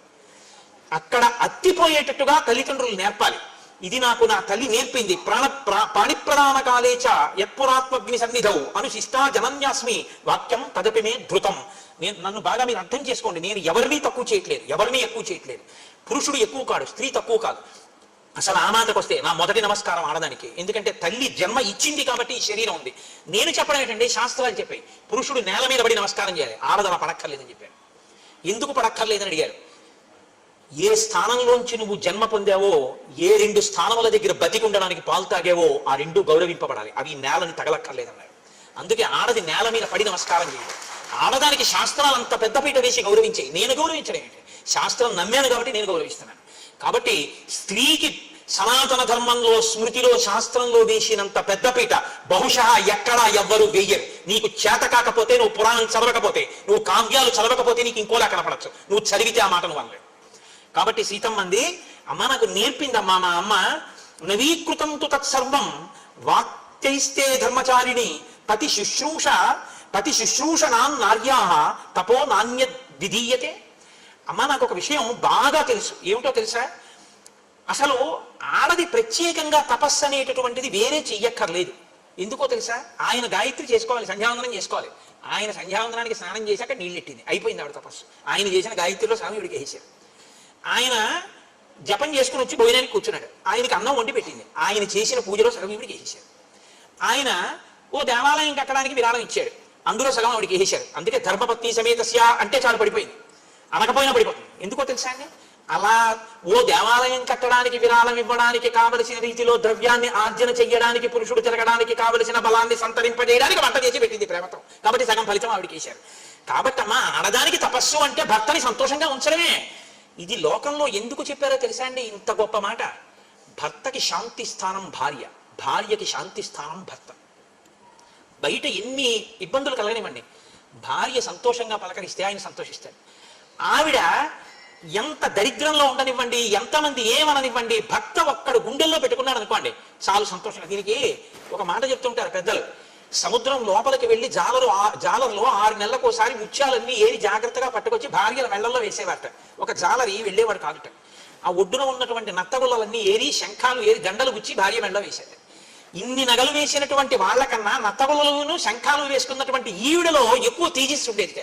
ఎందుకని అడిగారట, రోజు మా ఆయనకి నేను ఎదురుగుండా ఉండి కనపడి నా ముఖం చూస్తే ఆయన సంతోషిస్తారు, ఇంతకన్నా ఏం కావాలి? 6 నెలలు సముద్రంలోకి వెళ్ళి తెచ్చిన ముత్యాలు వేసుకుంటేనే తృప్తి, అందుకని ఈవిడ ముఖం ఎక్కువ శోభించింది అన్నారు. ఆవిడికి ఈయనకి ఆవిడ శాంతి స్థానాలు. ఆ శాంతి పాడు కాకుండా చూడాలి. కొత్తదనం శాంతి పాడవడానికి కారణం. ఎంతో కలిసి ఉంటాయి కుటుంబాలు. తెలిసి తెలియని తనంతో గబుక్కుని వచ్చి భార్య నేరం చెప్పింది అనుకోండి ఎవరి మీద, ఏమిటండి మీ తమ్ముడు అలా మాట్లాడుతుంటాడు, అస్తమానం నా మనసు చిన్నబుచ్చుకుంటోంది అంటే, అతనికి అప్పటి వరకు తమ్ముడితో కలిసి ఉన్నవాడికి తమ్ముడి మీద కోపం వస్తుంది. అందుకే సన్నికళ్ళు తొక్కించి మంత్రం చెప్తారు పెళ్లిలో. అమ్మ, ఈ రాయి తొక్కినా, గౌరవించినా, పచ్చడి చేసినా, పసుపు కొమ్మెట్టినా ఎంత స్థిరంగా ఉందో, నువ్వు అత్తవారి ఇంట కూడా కొంచెం ఓర్చుకుని ఆ స్థిరభావంతో ఉండు, లేకపోతే గడపలు చాలా అయిపోతాయమ్మా. ఈ ఐకమత్యత విచ్ఛిన్నమైపోతుంది. నువ్వు కొంచెం గట్టిగా నిలబడితే కుటుంబాలు కలిసి ఉంటాయి అని ఉదార బుద్ధితో వేదం నేర్పుతుంది. ఆడపిల్లకి ఎంత నేర్పుతుందో మగపిల్లవాడికి అంతా నేర్పుతుంది. చూడండి, అన్ని మాకేనా అనకండి, మళ్ళీ అన్నీ నేర్పుతుంది. ఇప్పుడు నేను వివాహ మంత్ర ప్రాశస్త్యము అన్న విషయం మీద మాట్లాడటలేదు కాబట్టి నేను వాడి జోలికి ఎక్కువగా వెళ్ళటలేదు. కాబట్టి అమ్మా, నాకు ఈ విషయం తెలుసు. ఇలా పతిని మించినటువంటి సావిత్రి, రోహిణి మొదలైనటువంటి వాళ్ళు దేవలోకాల్ని చేరుకున్నారు అన్న విషయం కూడా నాకు తెలుసు అని ఆ తల్లి అంది. అమ్మ, నేను చాలా సంతోషించానంటే అనసూయమ్మంది, కింతే కరవాణి బ్రవీహిమే, నీకు ఒక వరం ఇద్దాం అనుకుంటున్నాను, ఏం వరం కావాలో కోరుకో, నీ మాటలకి సంతోషించాను సీతమ్మ అంది. అంటే ఆవిడంది, కృతమిత్యబ్రవీత్ సీత తపోబల సమన్వితాం. అమ్మా, నాకు ఇంకా వేరే కోరికలు ఏంటమ్మా, నాకు ఇంకా వేరే కోరికలు ఏమక్కర్లేదు, నువ్వు ఇంత మంచి మాటలు చెప్పావే అవే నాకు కోరికలు. ఇది ఈ మంచి మాటలు వినాలని కోరుకోవాలి. కాబట్టి అమ్మా, ఇంత మంచి మాటలు చెప్పావు, ఇంకెంతకన్నా వరం ఏమిటమ్మా, నాకేం అక్కర్లేదు అంటే ఆవిడంది, కాదు కాదు, నేను ఏదో ఒకటి చేస్తే తప్ప నాకు తృప్తి లేదు. ఇదం దివ్యం వరం మాల్యం వస్త్రమాభరణాని చ అంగరాగంచ వైదేహి మహార్షం చ అనులేపనం మయా దత్తమిదం సీతే తవ గాత్రాణి శోభయేత్ అనురూపమసంక్లిష్టం నిత్యమేవ భవిష్యతి అంగరాగేణ దివ్యేన లిప్తాంగీ జనకాత్మజే శోభయిష్యసి భక్తారం యథా శ్రీర్విష్ణుం అవ్యయం. ఎంత గొప్ప మాటలు వేసేస్తారండి మహర్షి నిజంగా. సీతమ్మ, నీకు నేను బట్టలు ఇస్తున్నాను, ఈ బట్టలు నలగవు. నీకు అంగరాగములు ఇస్తున్నాను, ఇవి ఎప్పుడు శోభ తరగవు. అంగరాగములు అంటే శరీరముల యొక్క అంగముల యొక్క కాంతిని ఉద్దీపనం చేసేవి. ఇప్పుడు ఒక నుదురు ఉందనుకోండి, ఆ నుదురుగా అందం కన్నా నుదుటి మధ్యలో భ్రూ మధ్యమునందు బొట్టు ఉంచుకోండి, అందం దిగుడీకృతం అవుతుంది. ఎక్కడ ఏది పెట్టుకుంటే ఆ అంగములు శోభిస్తాయో దాన్ని అంగరాగం అంటారు. బొట్టు, చందనము ఇటువంటివి. అనులేపనము అంటే ఒంటికి రాసుకోవడం వల్ల శోభస్కరంగా ఉంటుంది. అంటే ఈ రోజుల్లో చెప్పాలంటే ఓ పౌడరు, ఫెయిర్ అండ్ లవ్లీ అనొచ్చేమో. కాబట్టి అంగరాగములు, అనులేపనములు ఇవి ఎప్పటికీ జరిగిపోయేవి కావు. ఓ గంట క్రితం రాసుకున్న పౌడర్ గంట పోయిన తర్వాత కుళ్ళుకొప్పు వస్తుంది, అలా కాదమ్మా. ఇవి రాసుకుంటే ఎప్పటికీ అలాగే ఉంటుంది సువాసన. అలా ఎలా ఉంటుంది? ఆవిడ తపశ్శక్తి అటువంటిది. కాబట్టి నేను ఇటువంటివి నీకు ఇస్తున్నాను, ఇవి నువ్వు ధరించి రాముడికి కనపడవు. భార్య అందానికి సంతోషించవలసినటువంటి అధికారం లోకంలో భర్తదొక్కడిది. ఆమె యొక్క అదృష్టానికి సంతోషించగలిగినటువంటి సుసంపన్నమైన హృదయం బిడ్డలందరిది. అందుకే కదా మనకు అమ్మవారు 2 రూపాల్లో ఉంటుంది. శివకామ సుందరి, లలితా త్రిపుర సుందరి. శివకామ సుందరిగా ఉంటే శివుని మనసులో కామం కలిగించగలిగినటువంటి భార్య, ఆయనకు ఒక్కరికే అందం. మనకో లలితా త్రిపుర సుందరి, లోకానికంతటికి జగజ్జనని, మనకి అమ్మ, ఆయనకి భార్య అయిన అందగత్తె. ఇది ఈ హృదయం కనపడాలి. ఇప్పుడు ఎవరికి కనపడాలి? రామలక్ష్మణుల దగ్గరికి వెళితే రాముడు ఆవిడ్ని చూస్తే నీలతో యత మధ్యస్థ విద్యుల్లేకే భువాస్వర, లక్ష్మితో కూడిన నారాయణుడిగా కనపడాలి ఇప్పుడు ఆ ఆనందంతో. లక్ష్మణుడు, అమ్మ మా వదిన ఎంత అదృష్టాన్ని పొందిందో, మా వదినమ్మకి ఎంత అదృష్టం కలిగిందని వదిన పక్కన అమ్మ చేర్చి వదినమ్మ అని మా వదినమ్మ ఇవన్నీ రాసుకొని 10 కాలాలు 5వ తనంతో ఇలా ఉండాలని బిడ్డలు కోరుకున్నట్టు సంతోషించాలి సీతారాములు చూసి. లక్ష్మీనారాయణులు లక్ష్మణుడికి కనపడాలి. సీతమ్మని చూసి సంతోషించినటువంటి ఆ శోభని చూసి సంతోషించినటువంటి హృదయపు పొంగు రాముడి ముఖంలో కనపడాలి. ఇవి అలా కనపడ్డాయిట వాళ్ళ దగ్గర. మనం ఎలా బతకాలో నేర్పుతారు. ఓ దంపతులు వస్తుంటే వాళ్ళిద్దరినీ చూసి అబ్బా లక్ష్మీనారాయణుల్లో ఉన్నారని నువ్వు అనగలగాలి. కాకి ముక్కుకి దొండపండి అన్న మాట దంపతుల మధ్య అనకూడదు, గుర్తుపెట్టుకోండి, ఎప్పుడు అనకూడదు. ఆవిడ చాలా బాగుంటుంది కానండి ఆయన బాగుండడనో, ఆయన చాలా బాగుంటారు కానండి ఆవిడ ఏం బాగుండదనో, అంత మహానుభావుడికి ఆవిడ భార్య ఏమిటండనో, ఆవిడకి ఈయన భర్త ఏమిటండనో ఎప్పుడు అనకూడదు. ఎప్పుడూ దంపతుల మధ్యలో ఏమనాలంటే వారు ఒకరికొకరు తగిన వారనే అనాలి. అందుకే శంకర భగవత్పాదులు శివానంద లహరి చేస్తే పార్వతీదేవి గొప్ప పరమశివుడు గొప్ప అంటే కళాభ్యాం చూడాలంకృత చికళాభ్యాం నిజతపఫలాభ్యాం అంటారు. ఒకరికొకరు ఒకరి తపస్సుకొకరు ఫలమైన వారంటారు. రుక్మిణీ కళ్యాణం చేస్తే పోతన గారు తగునీ చక్రి విదద్భరాజతకు తథ్యంబు వైదర్భయం తగునీ చక్రికి ఇంత మంచి తగునే దాంపత్యమి ఇద్దరి తగులం కట్టిన బ్రహ్మ నెప్పరి కదా దప్పాహ తారాతి అయ్యి అంటారు. ఒకరికొకరు తగిన వారంటారు. పెద్దలైన వారు అలా మాట్లాడతారు. పెద్దరికం లేని చిన్న మనసులు లేకి మనసులు ఇంకోలా మాట్లాడతాయి. నీ మనసుని నువ్వు సుసంపన్నం చేసుకోవాలి. ఈ విషయాన్ని మనకి నేర్పుతుంది రామాయణం. కాబట్టి ఇప్పుడు సీతమ్మ తల్లి ఎంతో సంతోషంతో ఆ బట్టలు కట్టుకుని ఆ అంగరాగమును రాసుకుని ఆ అనసూయమ్మని సేవించింది. సేవించిన తర్వాత అనసూయమ్మంది నీ కళ్యాణం గురించి నేను ఏదో విన్నాను, చాలా గొప్పగా చెప్తారు, ఏదో ఒకసారి నీ కళ్యాణ ఘట్టం చెప్పండి. అప్పుడు చెప్తోంది కొన్ని రహస్యాలు. ఇవి బాలకాండలో మహర్షి చెప్పలేదు, ఇక్కడ చెప్తున్నారు. తస్య లాంగలహస్తస్య కర్షత క్షేత్రమండలం అహం కిలోత్థిత భిత్వా జగతీం నృపతే సుపా. కొంతమంది ఏమంటారంటే ఏదో నాగటి చాలుకు దొరికింది, మందసంలో దొరికింది, పెట్టెలో దొరికింది అంటారు. సీతమ్మ అలా చెప్పలేదు. ఆవిడ ఏం చెప్పిందంటే మా తండ్రి గారు యజ్ఞం చేద్దామని భూమిని నాగలి చేత్తో పట్టుకుని దున్నుతూ విత్తనాల్ని చల్లుతున్నప్పుడు భూమి చీరుకున్న తర్వాత అందులోంచి నేను ఉద్ధిత పైకి ఇలా లేచాను. ఆవిడ భూమిలోంచి పైకి లేచింది. సమాం దృష్ట్వా నరపతి ముష్టి విక్షేప తత్పర పాంసు కుంఠిత సర్వాంగీం జనకో విస్మితో భవత్. చేతిలో విత్తనాలు పట్టుకు తల్లుతున్న మా తండ్రి నాగటి చాలు ఆ గాడిలోంచి ఇలా పైకి లేచినటువంటి నా ఒళ్ళంతా మట్టితో ఉంటే గబగబా వచ్చి బిడ్డలు లేని జనకుడు నన్ను తీసుకుని ఒళ్ళో కూర్చోబెట్టుకున్నాడు. కూర్చోబెట్టుకుని మనసులో నన్ను కుమార్తెగా భావన చేశాడు.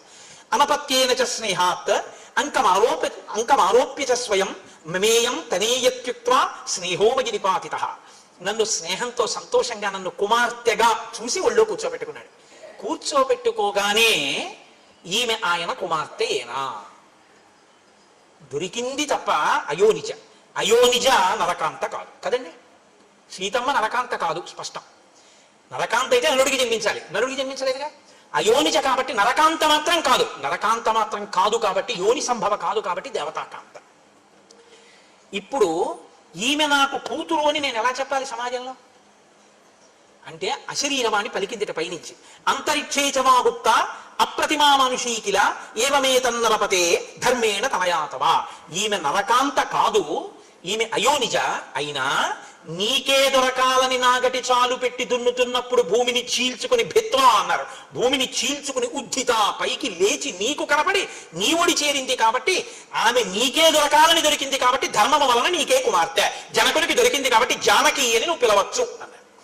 అందుకునమ్మా నేను జనకుడికి కూతురుని అయ్యాను తప్ప ధర్మంలో నేను వీరికి కూతురునని చెప్పడం కుదరదు అంటే అన్యాపదేశంగా చెప్పేసింది. అసలు నేను నరకాంతన కాను, నేనే శ్రీ మహాలక్ష్మిని. తతప్రహృష్టో ధర్మాత్మా పితామే మిథిలాధిప అవాప్తో విఫలాం బుద్ధిం మామవాప్య నరాధిప. మా నాన్నగారు చాలా సంతోషంగా నన్ను తీసుకెళ్లి పెంచి పెద్ద చేశారు. మా అమ్మగారు కూడా సంతోషించారు. కానీ మా నాన్నగారు ఎక్కడ బెంగ పెట్టుకున్నారో తెలుసా అమ్మా? అయోనిజాం హిమాం జ్ఞాత్వా నాధ్యగచ్చద్విచింతయం సదృశం చానురూపంచ మహీపాలపతిం మమ. అయోనిజ అయినటువంటి ఈ పిల్లకి నేను భర్తను ఎక్కడి నుంచి తీసుకురావాలి, ఎవరికిచ్చి పెళ్లి చేయాలి, ఎలా తెలుస్తుంది అని మా నాన్నగారు బెంగ పెట్టుకున్నారు. అందుకని శివధనస్సును అక్కడ పెట్టించాడమ్మా. ఎవడు శివధనస్సు ఎత్తాడో వాడే శివుడు. శివుడు విష్ణు సహస్రనామంలో విష్ణువుకి శివ అని నామం లేదు. శివుడు అంటే మంగళకరుడు. మంగళకరుడు అంటే ఎవరు? మంగళములకు మంగళం ఏమిటంటే శివ అంటే బతికుండడమే శివ. లోపల ప్రాణం ఉంటే మంగళం, ప్రాణం లేకపోతే అమంగళం. కాబట్టి అంతటా వ్యాపించి లోపలికి కూడా వెళ్ళేటటువంటి వాయు రూపంలో ఉండే అంతటా పరివ్యాప్తమైనటువంటి రూపం విష్ణువు. అంతటా ఉన్నది ఆత్మ, ఆత్మగా ఉన్నది శివుడు. శివుడు విష్ణువు అభేదం. కాబట్టి శివ ధనస్సు ఎవరెక్కు పెడతారో వాడే ఈ సీతమ్మని భరించగలిగిన భర్త. విష్ణువు ఈ లోకంలో నరుడిగా జన్మించాడని గుర్తుపట్టాలంటే శివధనస్సు ఎక్కువ పెట్టాలని విష పెట్టాలి. అందుకని నన్ను వీర్యశుల్కని చేశాడు మా నాన్న. స్వయంవరం ప్రకటించి ఎవరు శివధనస్సు ఎక్కువ పెడతారో వాళ్ళకిస్తాను అన్నాడు. మహాయజ్ఞే తదా తస్య వరుణేన మహాత్మన దత్తం ధనుర్వరం ప్రీత్య తూణీచ అక్షయ సాయకౌ. వరుణుడు ఇచ్చినటువంటి ఆ అక్షయ బాణ తూణీరములు శివధనస్సు మా ఇంట్లో ఉన్నాయి కాబట్టి ధనస్సు ఎక్కువ పెట్టిన వాడికి ఇస్తాను అన్నాడు. కానీ అమ్మ ఏమైందో తెలుసా? రామచంద్రమూర్తి వచ్చారు ఒకప్పుడు. వచ్చి ఈ శివధనస్సుని ఎక్కుపెట్టాడు. అప్పటికి లోకంలో కొన్ని కోట్ల మంది నన్ను భార్యని చేసుకోవాలని చూస్తున్నారు. ఎవరు శివధనస్సుని ఎక్కుపెట్టలేదు, నేను ఎవరికి భార్యని కాలేదు. ఇప్పుడు రాముడు శివధనస్సు ఎక్కుపెడితే నన్ను ఇస్తానని మా నాన్నగారు అన్నారు. కాబట్టి రాముడు ఎంత సంతోషించాలి, యవ్వనంలో ఉన్న యువకుడైన రాముడు. అందులో సీతమ్మ స్వరూపం అంటే మాటలా, జగదేక సుందరి ఆ తల్లి. అటువంటి తల్లిని తతోహం తత్ర రామాయ పిత్రా సత్యాభిసంధిన నిశ్చిత దాతుముద్యమ్య జలభాజనముత్తమం. శివధనుర్భంగం జరగగానే పిల్లనిచ్చేస్తానని మా నాన్నగారు ఒక స్వర్ణ కలశంలో నీళ్లు పట్టుకుని గబగబా వచ్చారు, నన్ను తీసుకొచ్చారు. సీత నిన్ను కన్యాదానం చేసేస్తున్నాను రాముడికి అన్నారు. అప్పుడు రాముడు ఏమన్నాడో తెలుసా అమ్మా, ఇవ్వడానికి నువ్వెవరు, పుచ్చుకోవడానికి నేనెవరు. మా గురువు గారు విశ్వామిత్రుడు ధనస్సు ఎక్కువ పెట్టమన్నారు, ఎక్కువ పెట్టాడు. నువ్వు ఎవరైనా ఎక్కువ పెడితే ఎక్కువ పెట్టండి అన్నావు, క్షత్రియుణ్ణి కాబట్టి ఎక్కువ పెట్టాడు. ఇక పిల్లనివ్వడం అంటావా, నువ్వు ఇస్తానన్నావు కానీ పుచ్చుకోవడానికి నేను ఒప్పుకోవద్దు. అది పుచ్చుకోవడానికి వస్తువు కాదు పిల్ల. ఇప్పుడు నేను పుచ్చుకున్న తర్వాత నా భార్య అవుతుంది. నా భార్య అయితే దశరథ మహారాజు గారికి కోడలు అవుతుంది. కోడలు అయితే ఆ వంశ గౌరవాన్ని నిర్ణయిస్తుంది. కాబట్టి వంశ గౌరవాన్ని నిర్ణయించేటటువంటి కోడల స్థానంలో కూర్చోవలసిన వ్యక్తిని నిర్ణయించే అధికారం మా నాన్నగారిది. అంతేగాని ఇవ్వడానికి మీరెవరు, పుచ్చుకోవడానికి నేనెవరు. మా నాన్నగారికి చెప్పండి, ఆయన వచ్చి చూసి రామా ఈ పిల్ల పెళ్ళలో తాళి కట్టు అంటే అప్పుడు కడతా, అప్పుడు పుచ్చుకుంటా పాణిగ్రహణం అన్నాడు మా ఆయన. దీయమానం నతుతదా ప్రతిజగ్రాహ రాఘవ అవిజ్ఞాయ పితుశ్చందం అయోధ్యాధిపతే ప్రభో. మా తండ్రి అయోధ్యాధిపతి దశరథుడు ఉన్నాడు, ఆయన కబురు చేయండి, ఆయన ఒప్పుకుంటే చేసుకుంటానన్నాడు మా ఆయన. ఇంకో ఆడదైతే ఇంత అందగత్తెని శివధనుర్భంగం అయింది, అయినా కూడా మా ఆయన మీద నిమిషాలు లెక్కెట్టాడు. వాళ్ళ నాన్నని అడుగుతానన్నాడు, ఈ పిచ్చి ప్రేమే పాపం ఉంచింది, వరాలు ఇచ్చానని అన్యాలుగా పంపించాడు. మా ఆయనకి ఇప్పుడు బుద్ధి రాలేదు, ఇంకా నాన్న కూర్చెట్టుంది. సీతమ్మంది ఇప్పుడు కాదు, అప్పటి నుంచి మా ఆయనకి తండ్రి అంటే అంత ప్రేమ. పితృభక్తి పరాయణుడైనటువంటి భర్త నాకు దొరికినందుకు నేను గర్వపడిపోతున్నానమ్మా, ఈ కథ నీకొక్కడానికే చెప్పానమ్మా అంది సీతమ్మ. ఇది బాలకాండలో చెప్పలేదు మహర్షి. ఎందుకు చెప్పలేదంటే ఎక్కడ ఏ సమున్నత పాత్రకి చెప్పించాలో ఆ పాత్రకి చెప్పించాలి సీతమ్మతో. అనసూయమ్మ దొరికే వరకు ఈ కళ్యాణఘట్ట రహస్యాన్ని సీతమ్మ నోటి వెంట మహర్షి ఎవ్వరికి చెప్పించాలి. అనసూయమ్మ కనపడ్డాక అనసూయమ్మకి చెప్పించాడు. అంటే ఆవిడ వైభవం ఎంత గొప్పదో, అటువంటి అత్రి అనసూయమ్మ సంతానంలో పుట్టేటట్టుగా ఆత్రేయ గోత్రంలో పుట్టిన వారు ఎంత అదృష్టవంతులో మీరు ఆలోచించగలరు బాగా. కాబట్టి అలా అమ్మా మా వివాహమైంది అన్న తర్వాత ఆ వస్త్రాలు కట్టుకుంది. తల్లి ఎంతో సంతోషించింది. ఆనాడు అందరూ ఆనందపడ్డారు. ఆ రాత్రి అక్కడ నిద్ర చేశారు. మరునాడు ఉదయం అత్రి మహర్షి యొక్క అనుమతి తీసుకుని సీతారాములు లక్ష్మణ సహితుడై దట్టమైనటువంటి అరణ్యంలోకి ప్రవేశించి తమ ప్రయాణాన్ని ప్రారంభించారు. అందరూ ఎంతో సంతోషంగా ఉన్నారు అన్న మంగళకర మాకు దగ్గర అయోధ్యకాండని పూర్తి చేసి రేపటి సాయంకాలం అరణ్యకాండ ప్రవచనాన్ని ప్రారంభం చేస్తారు. ఎంత గొప్ప గొప్ప మహర్షులు. ఇక అరణ్యకాండే మహర్షి అలా రచన చేసే. బంధనము అంటే జుత్తు ఇలా విడిపోయి ఉండకూడదు. జటగా ఉన్నటువంటి జుత్తుకి ఇప్పటి రోజుల్లో అయితే దాన్ని ఏమిటంటారు, ఇలా పెట్టారు ఆ రబ్బర్ బ్యాండ్ అంటారే, అలా ఉన్నదాంతో ఆ జుత్తు కట్టాలి. ఆ జుత్తు కట్టడం గొప్ప పూజ శాస్త్రంలో. కాబట్టి ఇప్పుడు ఆ తల్లి అనసూయమ్మగా కూర్చోవడానికి యోగ్యురాలైన తల్లి, లేదా ఆమె అనసూయమ్మ ఒక ఘనాపాఠి గారి యొక్క ధర్మపత్ని, ఆ తల్లి ఇచ్చేశారు. ఆవిడ్ని తీసుకొచ్చి చక్కగా ఆ పూజ చేయిస్తారు. ఆవిడికి అంగరాగములు రాస్తారు, అంటే ఆవిడికి కూడా పౌడరు మొదలైనవి రాస్తారు. చక్కగా బొట్టు ఉంచుతారు, కాటుకు ఉంచుతారు. ప్రత్యక్ష నివేదన మంత్రంతో ఆవిడ చేతిలో పళ్ళు పెడతారు, ఆవిడ తింటారు. ఆవిడికి తాంబూలం ఇస్తారు. తాంబూలం చాలా గొప్ప సూచన ఐదోతనానికి. అందుకే శంకరాచార్యులు వారి సౌందర్యలో తాంబూలం మీద శ్లోకాలే చేసేసారు. రణీజిత్వా దైత్యానపహృత శిరస్త్రై కవచిభిః అంటూను. అందుకని ఆ తాంబూలం వేసుకుంటారు. ఆ జటాబంధనం పెడతారు, పువ్వులు పెడతారు, ఆవిడ కాళ్ళు కడుగుతారు, కాళ్ళు తుడుస్తారు. తర్వాత చక్కగా ఆవిడికి ఆ పాదములకు పారాణి పెడతారు. అప్పుడు ఆవిడికి పూజ చేస్తారు. అవన్నీ మీ అందరూ చూసి ఆనాడు సీతమ్మ ఎంతటి అనుగ్రహాన్ని పొందిందో మీ అందరూ కూడా అటువంటి అనుగ్రహాన్ని పొందండి. మనకి శాస్త్రంలో నియమం ఏమిటో తెలుసా అండి, 2 కారణముల చేత నాకు అక్కర్లేదు ఈ ఫలితాన్ని అని విడిచిపెట్టేసుకుంటారు.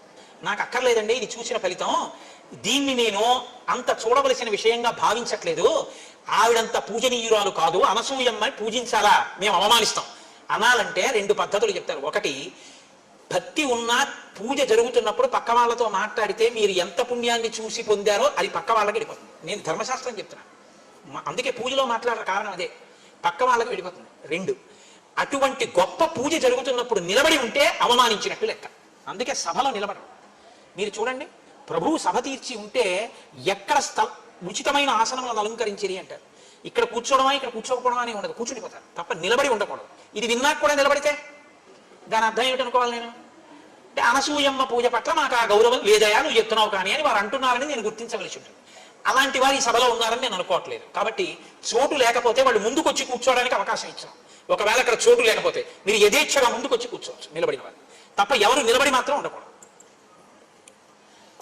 ఇప్పుడు మనం పెట్టుకున్నటువంటి నియమాన్ని